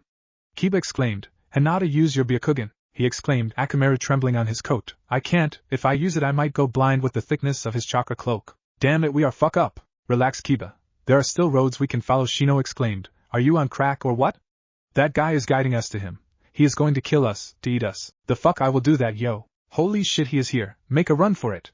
Kiba exclaimed. Right now only the Konoha 12, the three teams of the Uzumaki clan, the Sand team and a Lucky Rain team had made it of the bunch who got caught in the initial blast and sudden rampage of Killer Bee during their crowd stay in the room. It was the perfect ambush, not to mention the panic etched in the genin after feeling the thick killer intent of Killer Bee. The only reason those surviving teams were still in one piece was because they were closer to the exit. They had more experience with massive killer intents, and well, there was a freaking wall of people between them and Killer Bee. We better keep going. If I remember well, there is a bifurcation on the upcoming hall.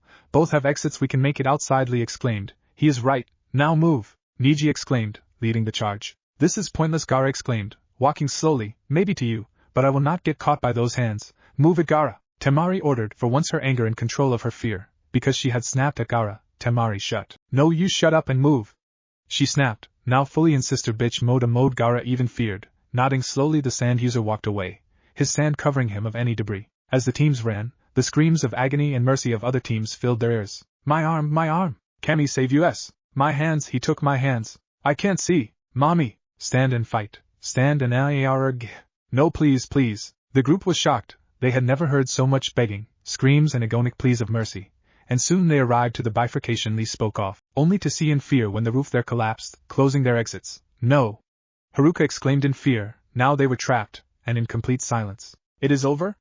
Motaro asked, looking upwards. We can go here, Sasuke pointed, all staring at the classroom there. A classroom? Are you fucked up, Uchiha?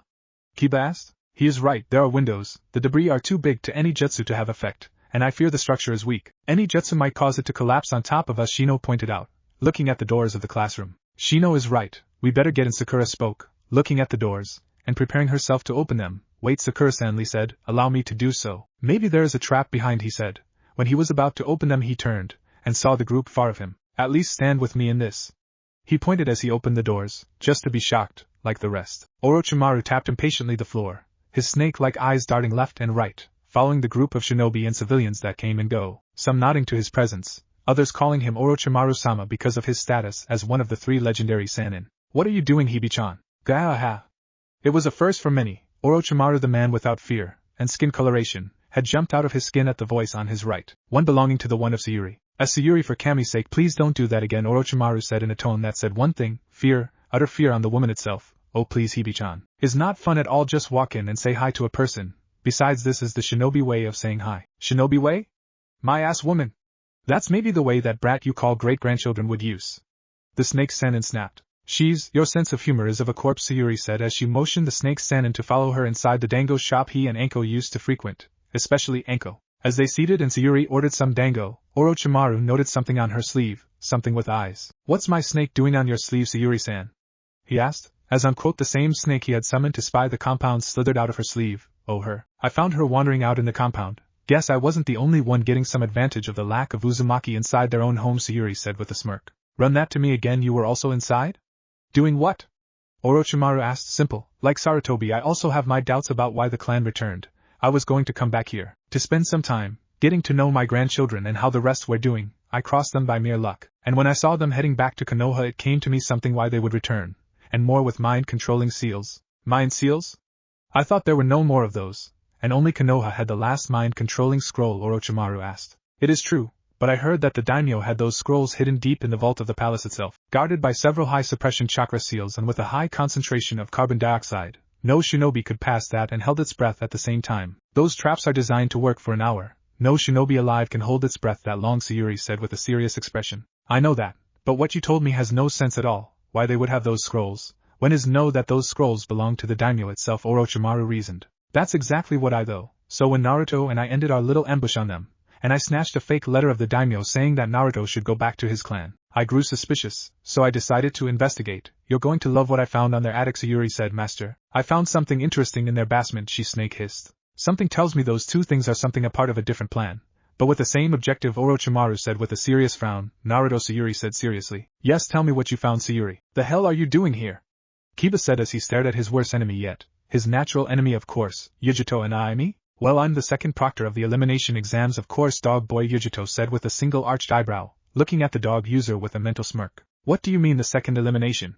Motaro asked. These exams hosted the greatest number of genin ever to be recorded in the exams. On all the villages, elimination matches were made to weed the excess of shinobi on each village, number of completed missions, ranks of such missions, and of course the time of activity of such teams among others were decisive factors to select those who would come and participate. Yujito began, staring at the gathered shinobi, that slowly were growing in ranks, those who limped, dragged themselves out of Killer Bee Rampage, the lucky ones. And what happened now was also a test to weed the excess of the excess. You know, there was a huge amount of rain ninjas, along with Konoha ninjas, so some serious weeding was needed. To all here I congratulate you for passing both tests, she said with a smile. Whoa, what was your test?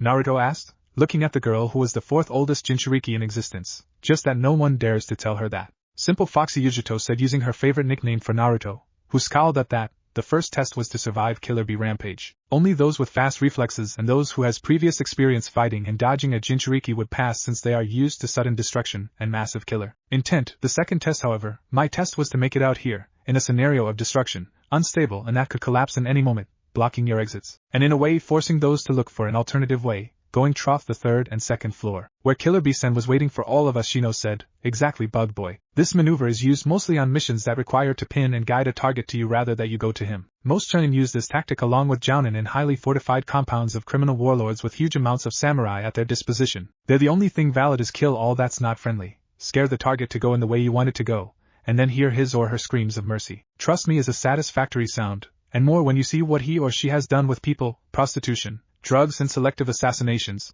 all to terrorize the community. I see you all, and I see myself when I was young, fearful, but ready for any challenge, ready to fuck the world sideways, and sometimes you can. But the world has a knack of bitching and fucking you up worse. Never lower your guard. Great shinobi have fell for lowering their guard. Life is a never-ending battle to get what you want. Love, power, respect. Some of you know it, Yujito said as she glanced at Naruto and smiled. Others don't, she added, glancing at Motaro and the remaining Uzumaki and narrowing her eyes. And let me tell you something, those cocky bastards are the first to fall with a pole sticking out of their asses. Be glad you will die with a bloody kunai on a hand and the corpse of your enemy at your side. A most decent and appropriate death to a shinobi that the one of a humiliating and lonely demise, she added with a smirk, making many wonder of her sanity. Although in their line of job, sanity is relative. Just look a guy, he looks sane for a blind person. Before you all leave to the next portion I must warn you this, no one can go to aid those caught by Killer Bee. I'll be here watching, and there A and B around to keep funny people pulling stupid stuff. Second, there will be teams that will come after you, if in half an hour they don't show they are disqualified, Yujito said seriously while looking at the surprised ninjas.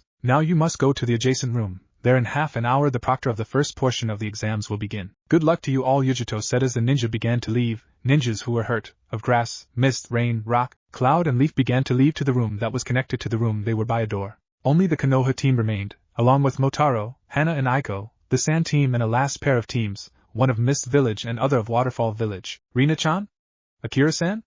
Naruto questioned as he stared at the two people on both teams who weren't dressed in one-piece jumpsuits of different colors. The boy of Mist was dressed on a black robe that made it to his thighs, along with a one-piece mesh suit that made it to his knees and elbows. A heavy-looking scarf covered his neck. A mop of sand-colored hair decorated and outstand the purple to magenta eyes. His face sported a single diagonal scar on his left side of his face, and a long black staff with a slight hook design on one end along with a green fully bloomed flower stayed behind his back. The metal plate of his headband tied to the robe, right where his stomach is. The girl of Waterfall Village was dressed in a white midriff sleeveless shirt with a mesh end that made it to her waist. Two red straps and AX pattern crossed around her chest holding the massive red scroll behind her back. Long white arm warmers decorated her arms, and the headband of Waterfall Village tied around her right bicep. A short white miniskirt complemented her clothes, along with the nearly thigh-high boot-like sandals that had also a mesh section covering the rest of her exposed legs. The girl had slightly dark skin with a toned complexion, short aquamarine-like hair that had a single red hairpin in it, along with the orange-colored eyes. Well, if it is my favorite jailer of Konoha, the girl of Waterfall said as she in a blink was in front of Naruto, giving him a death-like hug, while the male Mist Ninja just stared blankly, before turning to Sasuke and Sakura. I heard your team engaged in a fight with Zabuza, a former ninja of my village, am I correct? Yes, Akira-san, we were indeed, Sakura said. On behalf of the new Gande Mizukage, I, Akira of Kirigakure no Sato, thank your team for stopping such dangerous ninja. I heard he also had an apprentice, one that is not a Mist Ninja. Tell me, did he died?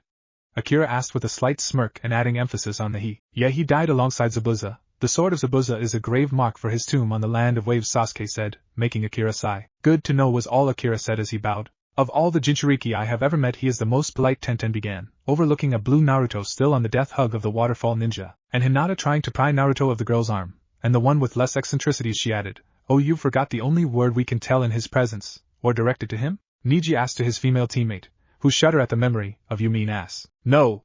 Niji and Tenten stopped Lee of saying the only word that would set Akira on a rampage, quickly gagging the green-clad ninja. Both ninjas smiled nervously when Akira turned to them, before dragging a struggling and gagged Lee away to the next room, bowing at Yujito, especially Tenten, and leaving. Soon Akira came in front of Naruto and the Waterfall Kunoichi, who was now hugging Hinata instead. Hello Naruto-san, Rina-san, Akira said with a slight smile. Rina. The newly identified Waterfall Kunoichi dropped Hinata and hugged both Jinchuriki tightly. Akira-kun, Naruto-kun, I missed you so much, she said as she twirled them around like rag dolls. I think I see the light, Naruto said. My spine, my beautiful spine, Akira hissed. As soon they said that, Rina dropped them, her hands on her hips. You two never sent cards. Letters, not even a photo. That's so rude of you two. And here I thought we had something special, she said, wiping an imaginary tear, making all sweat drop. Well, all but Motaro, Hana and Aiko. Rina, 14 years old, Genin Kunoichi of Waterfall Village, container of the seven-tailed wolf. This is her second exam. She failed the first when she accidentally killed the proctor when he spanked her. One of the Jinchuriki 9 in combat, she uses her scroll to summon waves and waves of chakra-enhanced weapons imbued with her special blizzard element. Uses also ice-based jutsus, and her taijutsu is above. Great. Motaro played the information his mother had gathered for him. Hana and Aiko.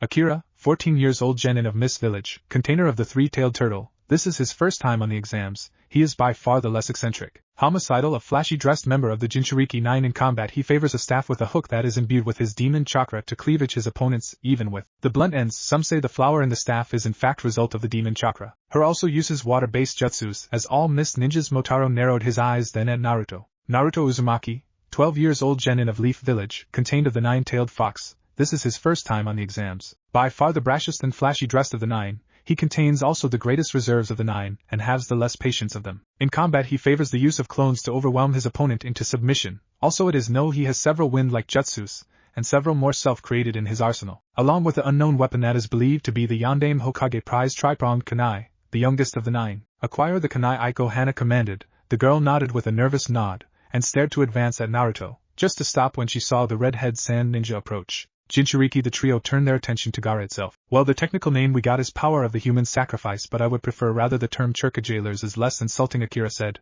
Mother wants your blood. Of you five. Five? Did the ceiling went wrong and you need glasses, buddy? We are three, Rina snapped. He is referring also to Killer Bee and me, right, Gaara-san? Yujito said as she looked at the young Jinchuriki. You should measure your words, buddy. Me and Killer Bee are not pushover. We control our power to a greater extent than you. Akira and Rina had fully tamed their cloak forms, and Naruto here, you ought never to piss him off. He is the youngest and smallest of us. Hey, but he is also the most dangerous and unstable of all of us. Take it of me that I fought him once. He will gut you, rip your head, peel flesh and muscle, empty it, and then use your empty skull for a ramen blow. Yujito ended, her eyes changing into cat-like slits, and letting a Cheshire-like grin to the unmoving sand ninja. Regardless, you will validate my existence with that Gaara left, along with the 2 freak sand ninjas. Is official people, Gaara of the Sand is the craziest of the bunch, Yujito exclaimed. Even more that Killer Bee-san? Akira asked. Well, Bee is not blood crazy like, oh, you know what I mean. Yujito hissed. So seals placed on the attic, and seals placed on the basement, what is all that about? Sayuri wondered. She and Orochimaru had left the restaurant, and had gone to his lab, since it was safer and was not full of curious eyes and listening walls, if you know what I mean. Those seals were placed all over the room. The one on the basement is placed on a spiral pattern, right above them and on the floor. Rune designs on both along with several gravity seals on the walls, or so my snake found out, Orochimaru said as he inspected one of his many experiments. This one was more about trying to get a cross between a fish and a plant. So far he only has 3-eyed fishes or plants with gills. I don't know those seals, especially the specification you just draw, Sayuri confessed as she stared the chalkboard where Orochimaru's snake had painted the seals and the rune marks. For being a thing without arms or legs and being that small, she was good at drawing. Indeed.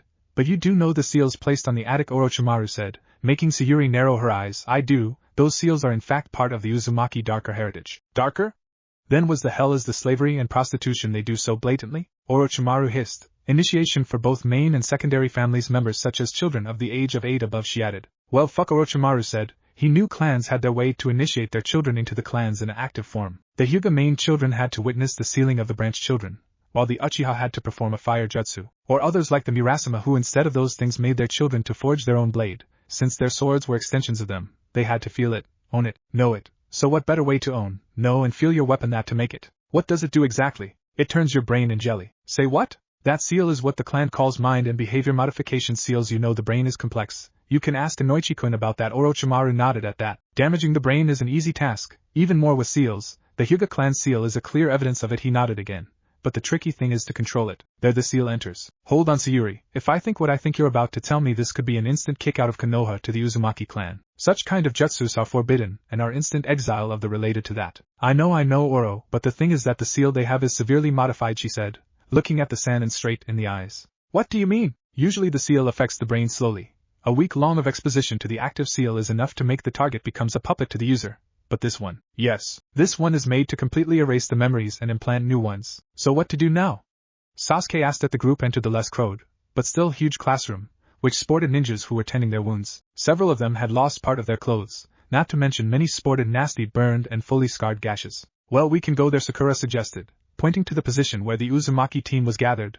There was also a Konoha genin who had some strange cards in his hands. The boy had silver hair like Kakashi, glasses, and looked naive, innocent, but also experienced. Soon the boy with glasses raised his sight and looked at them with a smile, making motions with his head to go to him. The Konoha 12 did so, Rina and Akira joining their respective village teams, or what was left of them, of course. So, you're the famous Konoha 12, the boy with glasses spoke, and you are? Niji asked. Yakushi Kabuto. I must assume you wonder what are these, Kabuto said as she showed them the blank cards. All nodding, with a flourish Kabuto placed the card on the floor, tapping it slightly and starting its spin on the floor. With a slight poof, the blank card now had information in it. I'm a veteran of this exams. I have at least participated in it 7 times. Failing for one thing or another, these exams are always random, so you never know what might comes, like what happened upstairs. That is the first time the hosting village asked foreign ninjas to help them. Comes to show the promise of future chunin here, Kabuto said as he took the card away. Tell you what, I got updated information of every genin that has come to this exams. Just ask me anything about them, their ninja village, a reference, their hair color, anything, and I will find it and give you a heads ups about them. What do you say? Deal, Sasuke said as he stepped forward. Give me the information of Gaara of the Sand, Motaro Uzumaki, Rina, Akira, and Naruto Uzumaki. That surprised the Konoha 12. Well, I got so see what he has about him, and considering I'm his teammate, if the information is accurate then the rest is accurate, he reasoned. Kabuto smirked before taking a sweep of his deck of cards, and pulled 6 blank cards, to disperse any doubt. Let's start with our favorite orange. Ramen black hole, Kabuto said, earning a snicker of the girls. Haha, very funny. Don't force my hand and make nicknames for you, for he hissed, making the 4 girls just giggle more. The only moment they don't giggle is when I go QB. The rest of time is mockery. My life sucks. Okay, now let's see this, Kabuto said as she showed the group a picture of Naruto, a pentagon which had stats of ninjutsu, taijutsu, genjutsu, chakra reserves, speed. Showed also a small square to show a possible weapon, along with the number of missions made, and a small data about his teammates and sensei, age, and some small bio. Naruto Uzumaki, age 12, his ninjutsu and chakra reserves are off the charts, his genjutsu skills are lacking. His taijutsu level is unknown and speed is incredibly freaky. He uses a strange kunai as primary weapon. He has complete 50 D rank missions, Once he made A-rank mission. His teammates are Sasuke Uchiha and Sakura Haruno. His sensei is Kakashi Copycat Kakashi, container of the nine-tailed fox. Naruto is able to control that chakra to an extent due to the complexity of the seal. He is engaged with the Hyuga heiress Hinata Hyuga, and is the only genin known having a nickname. Long I might add the demon lord of the round table. Whisper soon followed that last sentence. Thanks a lot, glass guy. Now everyone wants to see if it is true, Naruto hissed. Not my fault. Sasuke-san anted accurate information. I gave it that information. Yes, it is accurate, way too accurate. Only our senseis, Irika, the Konohamaru Corps, the ANBU, us and the Hokage know who that Naruto is, demon lord, along with a handful of different clans. Something is wrong, tell me of the rest, Sasuke said while looking at Kabuto.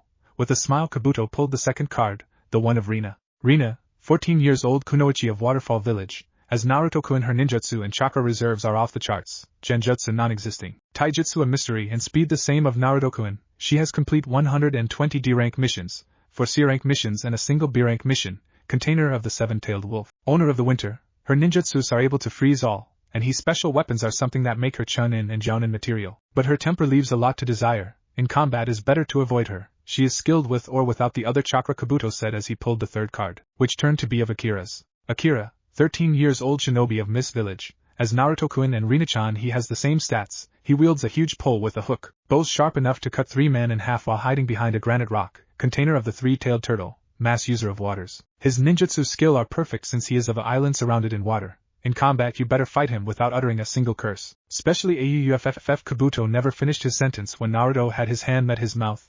Don't, you want to die a very painful and humiliating death? Naruto hissed as he removed his hand of Kabuto's mouth. So the myths are true. Oh well, to the next one. Gaara of the Sand, there the 12 tensed up. 12 years old shinobi of Sand Village. Unlike Naruto-kun, Akira-kun and Rina-chan, his taijutsu, genjutsu, speed are lacking, while his chakra reserves and ninjutsu are off the charts. But not as massive compared to those of Yujito-san. He is the one-tailed raccoon jailer, controller of sand. His main weapon is his gourd, which contains a lot of sand. He has complete 15 C-rank missions, 5 B-rank and 2 A-rank. An odd tip, he always slaughter his opponents, and he has returned of every single mission unscratched, Kabuto said while looking at the genin seriously. So no scratches, nice feat, but nothing to gloat about, Kiba said as he smirked at Naruto. He knew that Naruto could easily do the same. Now Motaro Uzumaki, that caught all off guard. Motaro is relative new, compared to his half-siblings. His skills are unknown, not like Hana or Aiko. The only thing I can say certainly is that he has wind jutsus, like all the clan, and big chakra reserves to pull them off, Kabuto said. Comes to show you how superior I truly am, Motaro stated with a smirk. Whatever you say, Naruto said while diminishing the Uzumaki male, who sneered at him. You better keep a watch on that whore you call girlfriend, Motaro began, making Naruto growl. Accident happens, and there are plenty of dark alleys around Konoha. Motherfucker, Naruto hissed as he stood up and advanced to Motaro, only to be stopped by Aiko. Motaro-sama, Naruto-sama, please stop, is not worth, she began. Did you call him Sama? Motaro said, I did. After all, he contains a power far beyond the one of the whole clan. Combined power like that requires respect, even if it comes of the outcast. It is not wise to make enemies out of someone who can match mother easily and level our clan compound again, Aiko said at Motaro, who just growled at her before leaving. I'm sorry, Aiko then turned to Naruto, bowing, but you should heed his warning. Motaro-sama is someone who keeps his threats, she added. Tell to my mother's lapdog that if he even dares to touch Hinata, he and his clan will pay, Naruto hissed as he turned away. I know you will, Naruto-sama. I just hope Motaro-sama understand that he is playing with our clan safety, Aiko thought as she went to her team. All 8 glared at her. What the fuck were you thinking, woman? Tomoko snapped at her. What else? Last thing we need is a war with the Kyuubi Jinchuriki. Maybe Motaro is my half-brother, but I care more for the clan safety than his. We really don't need a war. Unless with what we saw today, Aiko hissed. Explain, was all Haturo asked. Simple, he is not longer the little boy we bullied. He isn't longer a brother to Hana or any of us. He is no son of our mother. We give him a reason, he kill us. He has enough power to level half of Konoha. Let us not give him a reason to send that power over us, Aiko stated. Bitch, she better remembers her place. Not that I care much of the clan. Half of them can die for all I care. Their losses will be inconsequential compared to the thing we will earn, Motaro thought with a scowl on his face. Aiko is right. If we push Naruto, he'll push us onto the ravine. I care for him. Even more, to practice incest on him and act as mother just to get my brother back. But what if I push him too far? Hana thought while looking at her brother. It is worth it, she repeated herself, noticing that Naruto has his right arm wrapped around Hinata's waist. She had to fake jealousy just to keep the facade. There was much in stake to mess up right now. Okay maggots, enough games, I want you seated right now. With that scream, the Chunin exams officially began. What are you thinking? Oro Sayuri asked as she stared at the snake Senin working on his latest experiment. Some sort of chemical that, well, it does something, he is sure. He just has to find out what it does. That mind-erasing seal. Inoichi can erase memories as well. Then why they require such a nasty configuration of seals to do so? He wondered. I am at a loss as well, but what I wonder is not that, but rather what happened to the clan. I mean the compound is pretty much deserted, including the fridge, Sayuri said, making Orochimaru stop altogether. Empty? As no food, not even Kushina's strawberries? Yeah, not even no way, there is no way Kushina dropped her strawberries. She both love and need them, Sayuri said with a worried look. So you too, huh? Orochimaru said with a smirk. Listen well, this is something me, Jiraiya, Mikoto, Hayashi and Sensei know about. During the week after Kyuubi, Kushina ate strawberries like crazy and kept Naruto-kun close to her, not even letting the nurses take care of him. She was afraid that something might happen to him. Hell, she even tried to cut my tongue off when I got close to Naruto-kun. Then when she was released of the hospital we didn't saw her for 2 days. The next day after her short disappearance she showed up, not caring for Naruto and not eating her strawberries, Orochimaru said, making Sayuri eyes to widen. Impossible. Kushina suffered of a pain that needed constant consumption of strawberries to ease the pain, since the strawberries has the perfect measure of enzymes, sugars and proteins to ease the pain, but she had to eat them almost hourly, or so that's what Tsunade-chan told me in her very last visit to Konoha on Kushina request. The pain, according to Tsunade-chan, the pain was something out of her range since it was chakra and nervous related. So was the complexity of it to make her tell her that Kushina would eat strawberries for the rest of her life, and the pain, if not treated in the next 5 hours, would kill Kushina. Orochimaru just stared at Sayuri, shocked at that revelation. I didn't knew that. No one did, I found by mere coincidence. I think only Tsunade and Minato knew, but kept it as a secret, Sayuri said as she stared at the snake's Sennin oddly. This new revelation might help us on our theory, he said, more like musing. Come again, Oro. Sayuri Bachan, he began. She knew he was being serious. He only called her like that when something important was about to happen. I think this isn't the real Kushina. Kushina stared in anger at the broken jail bars of the former Uzumaki compound in the fire capital. Only a pair of ragged shirts, remains of strawberries leaf, 2 guards with their necks twisted 180 degrees and a third with his own spear impaled on his head was the scene she was received, along with the elders. Yashira stared also, more wondering what was contained in their jails. He never knew who it was inside. I should have killed her when I had the chance, Kushina hissed. If you did, then all would be lost, an elder said. Who the fuck was contained here, Kushina? Yashira asked to his daughter. None that you care, father, she replied bluntly. Don't you fuck with me, Kushina. I want names, now. He demanded. Very well, old man, she said with a smirk. His eyes widened at that. Only one person called him like that. Yashira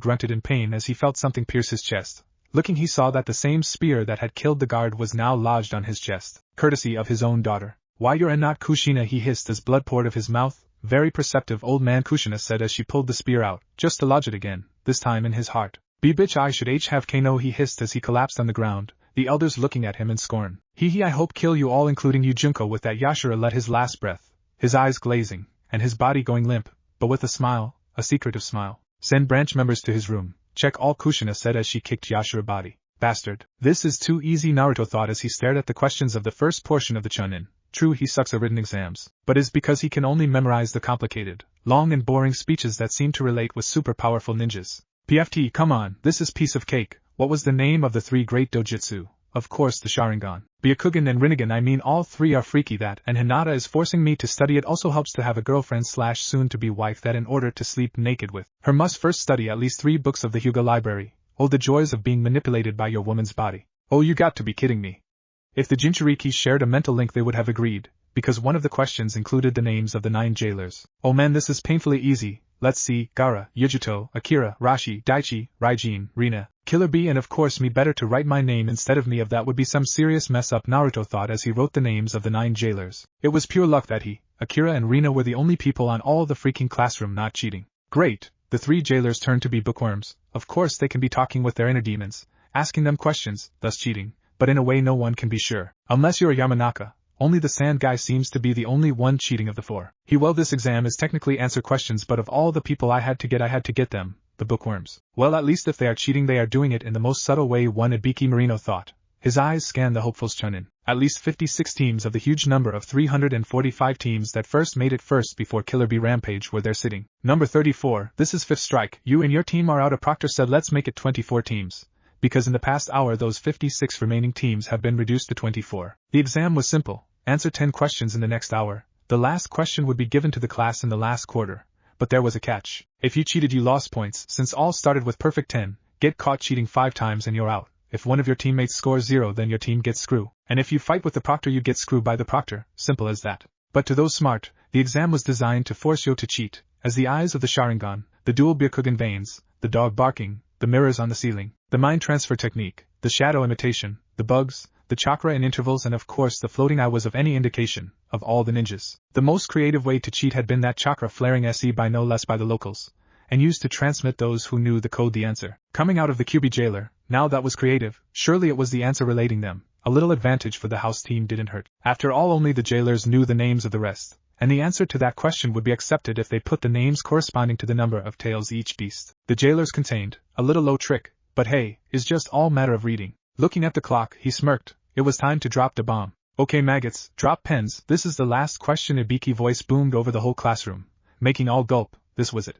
This question will decide many things, but first a warning, you can choose to answer or not to answer it, because if you fuck up then you lose your chances of being a chunin. For life, Ibiki said. The outrage was expected a second later. Are fucking crazy. That's unfair, then why we answered this shit? Oh come on. An hour burning our brains to you to fuck us up like that. What kind of proctor you are? That last came of Tamari herself, who was about to burst into flames. I'm the kind of proctor who likes to challenge his students. Now shut up. As I was saying, you can answer it or not, if you don't want to risk it. To go and try next year with that, told by Ibiki. At least 10 more teams left, leaving only 14 teams, 42 ninjas. Anyone else? He asked. Oh yeah, I still got it. Cower before me bitches. No way Scarface. Ain't going anywhere but forward. Now that was unexpected, but coming of Naruto, that was something common. After all, he is known for defying any authority. It is said that if he could defy Kami and the Shinigami wishes. Are you sure, brat?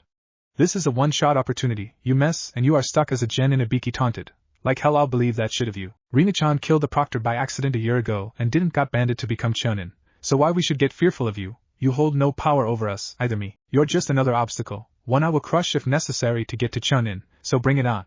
What's the next question? I want to see your face of surprise when you see we pass. Naruto boasted, making the Konoha genin smirk at that. Courage, little brat, just gave them courage to continue. Little bastard, very well. To those who stayed, let me tell you this, you all pass.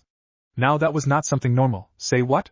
Akira asked, mimicking Shino answer face. Simple, there was no 10th question. It was all a ruse, in order to test your real skills, the ones of obtaining information. Ibiki began, making all go eye wide. This test was designed to make you all copy. The answers were hard, nearly impossible, and only a selective group could answer some. For example, the name of the 9 jailers. Only the jailers know the names of the rest. So in order to get that answer you should copy them to get that answer. This test was simple. Copy without my friends around getting notice of you cheating, Ibiki said as he moved around, and in a flick he ripped a mirror on top of Tenten. This, for example, simple but effective, giving the user and her teammates a Byakugan-like view of the exams around it. And since all would be focused on the exams on your desks, no one would dare to look up, he said as he placed the mirror in front of a pale Tenten. Others used their bloodline and ninja trades, either for copying or aiding their teammates. Others just got lucky because they either had the smarts, or they asked to their inner demons. And since we can't read minds, they got out blank. That made Rina, Naruto and Akira blush slightly. But in the end the purpose was the same, to gather information. In our line that's the most important thing ever. Misplaced information can lead to failure and death, but what if a case like the one of the last question is presented to you all,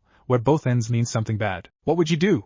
Give up, knowing you failed, or advance to a certain death, risking your life and the life of those around you? He asked, looking at the Chunin hopefuls. Hell no! As a ninja we are faced with death situations like that daily. But as ninjas is our duty to risk our lives, to complete such mission, is our skills that keep us alive. And in the end when you complete that mission against the overwhelming odds you will feel fulfilled. As Chunin you will act as leaders, and is your duty to act according to a leader, and to face the consequences of your acts, knowing that your teammates know the same. With that Ibiki took his bandana off, showing all what he had hidden, scars, drill marks, burn marks, acid-like burns, all on his bald head. As a Chunin you will be put in the same situations I have, torture, you better be prepared. Those who run are not worth of the title Chunin. They are not even worth of the name ninja. To those who passed I congratulate you all, he said as he put his bandana on, and just in time, because a white blur just crashed on the room, in front of Ibiki, opening itself, revealing a banner held in kunais by each end, and written in huge capital and bold letters was Anko Mitsuragi, second proctor of the exams. Only one person voiced the reaction of the rest. What the fuck? The forest of Konoha, so familiar, yet so alien to her at the same time. She had been trapped there for so long, only hearing the voice of the whore that stole her life. Her son and daughter, who turned her daughter in a self-loathing bitch, and her son, oh her son, he had been turned away, twisted to the point of hating all with the name of his clan, and her. The whore had fucked her more, she had destroyed the image she had.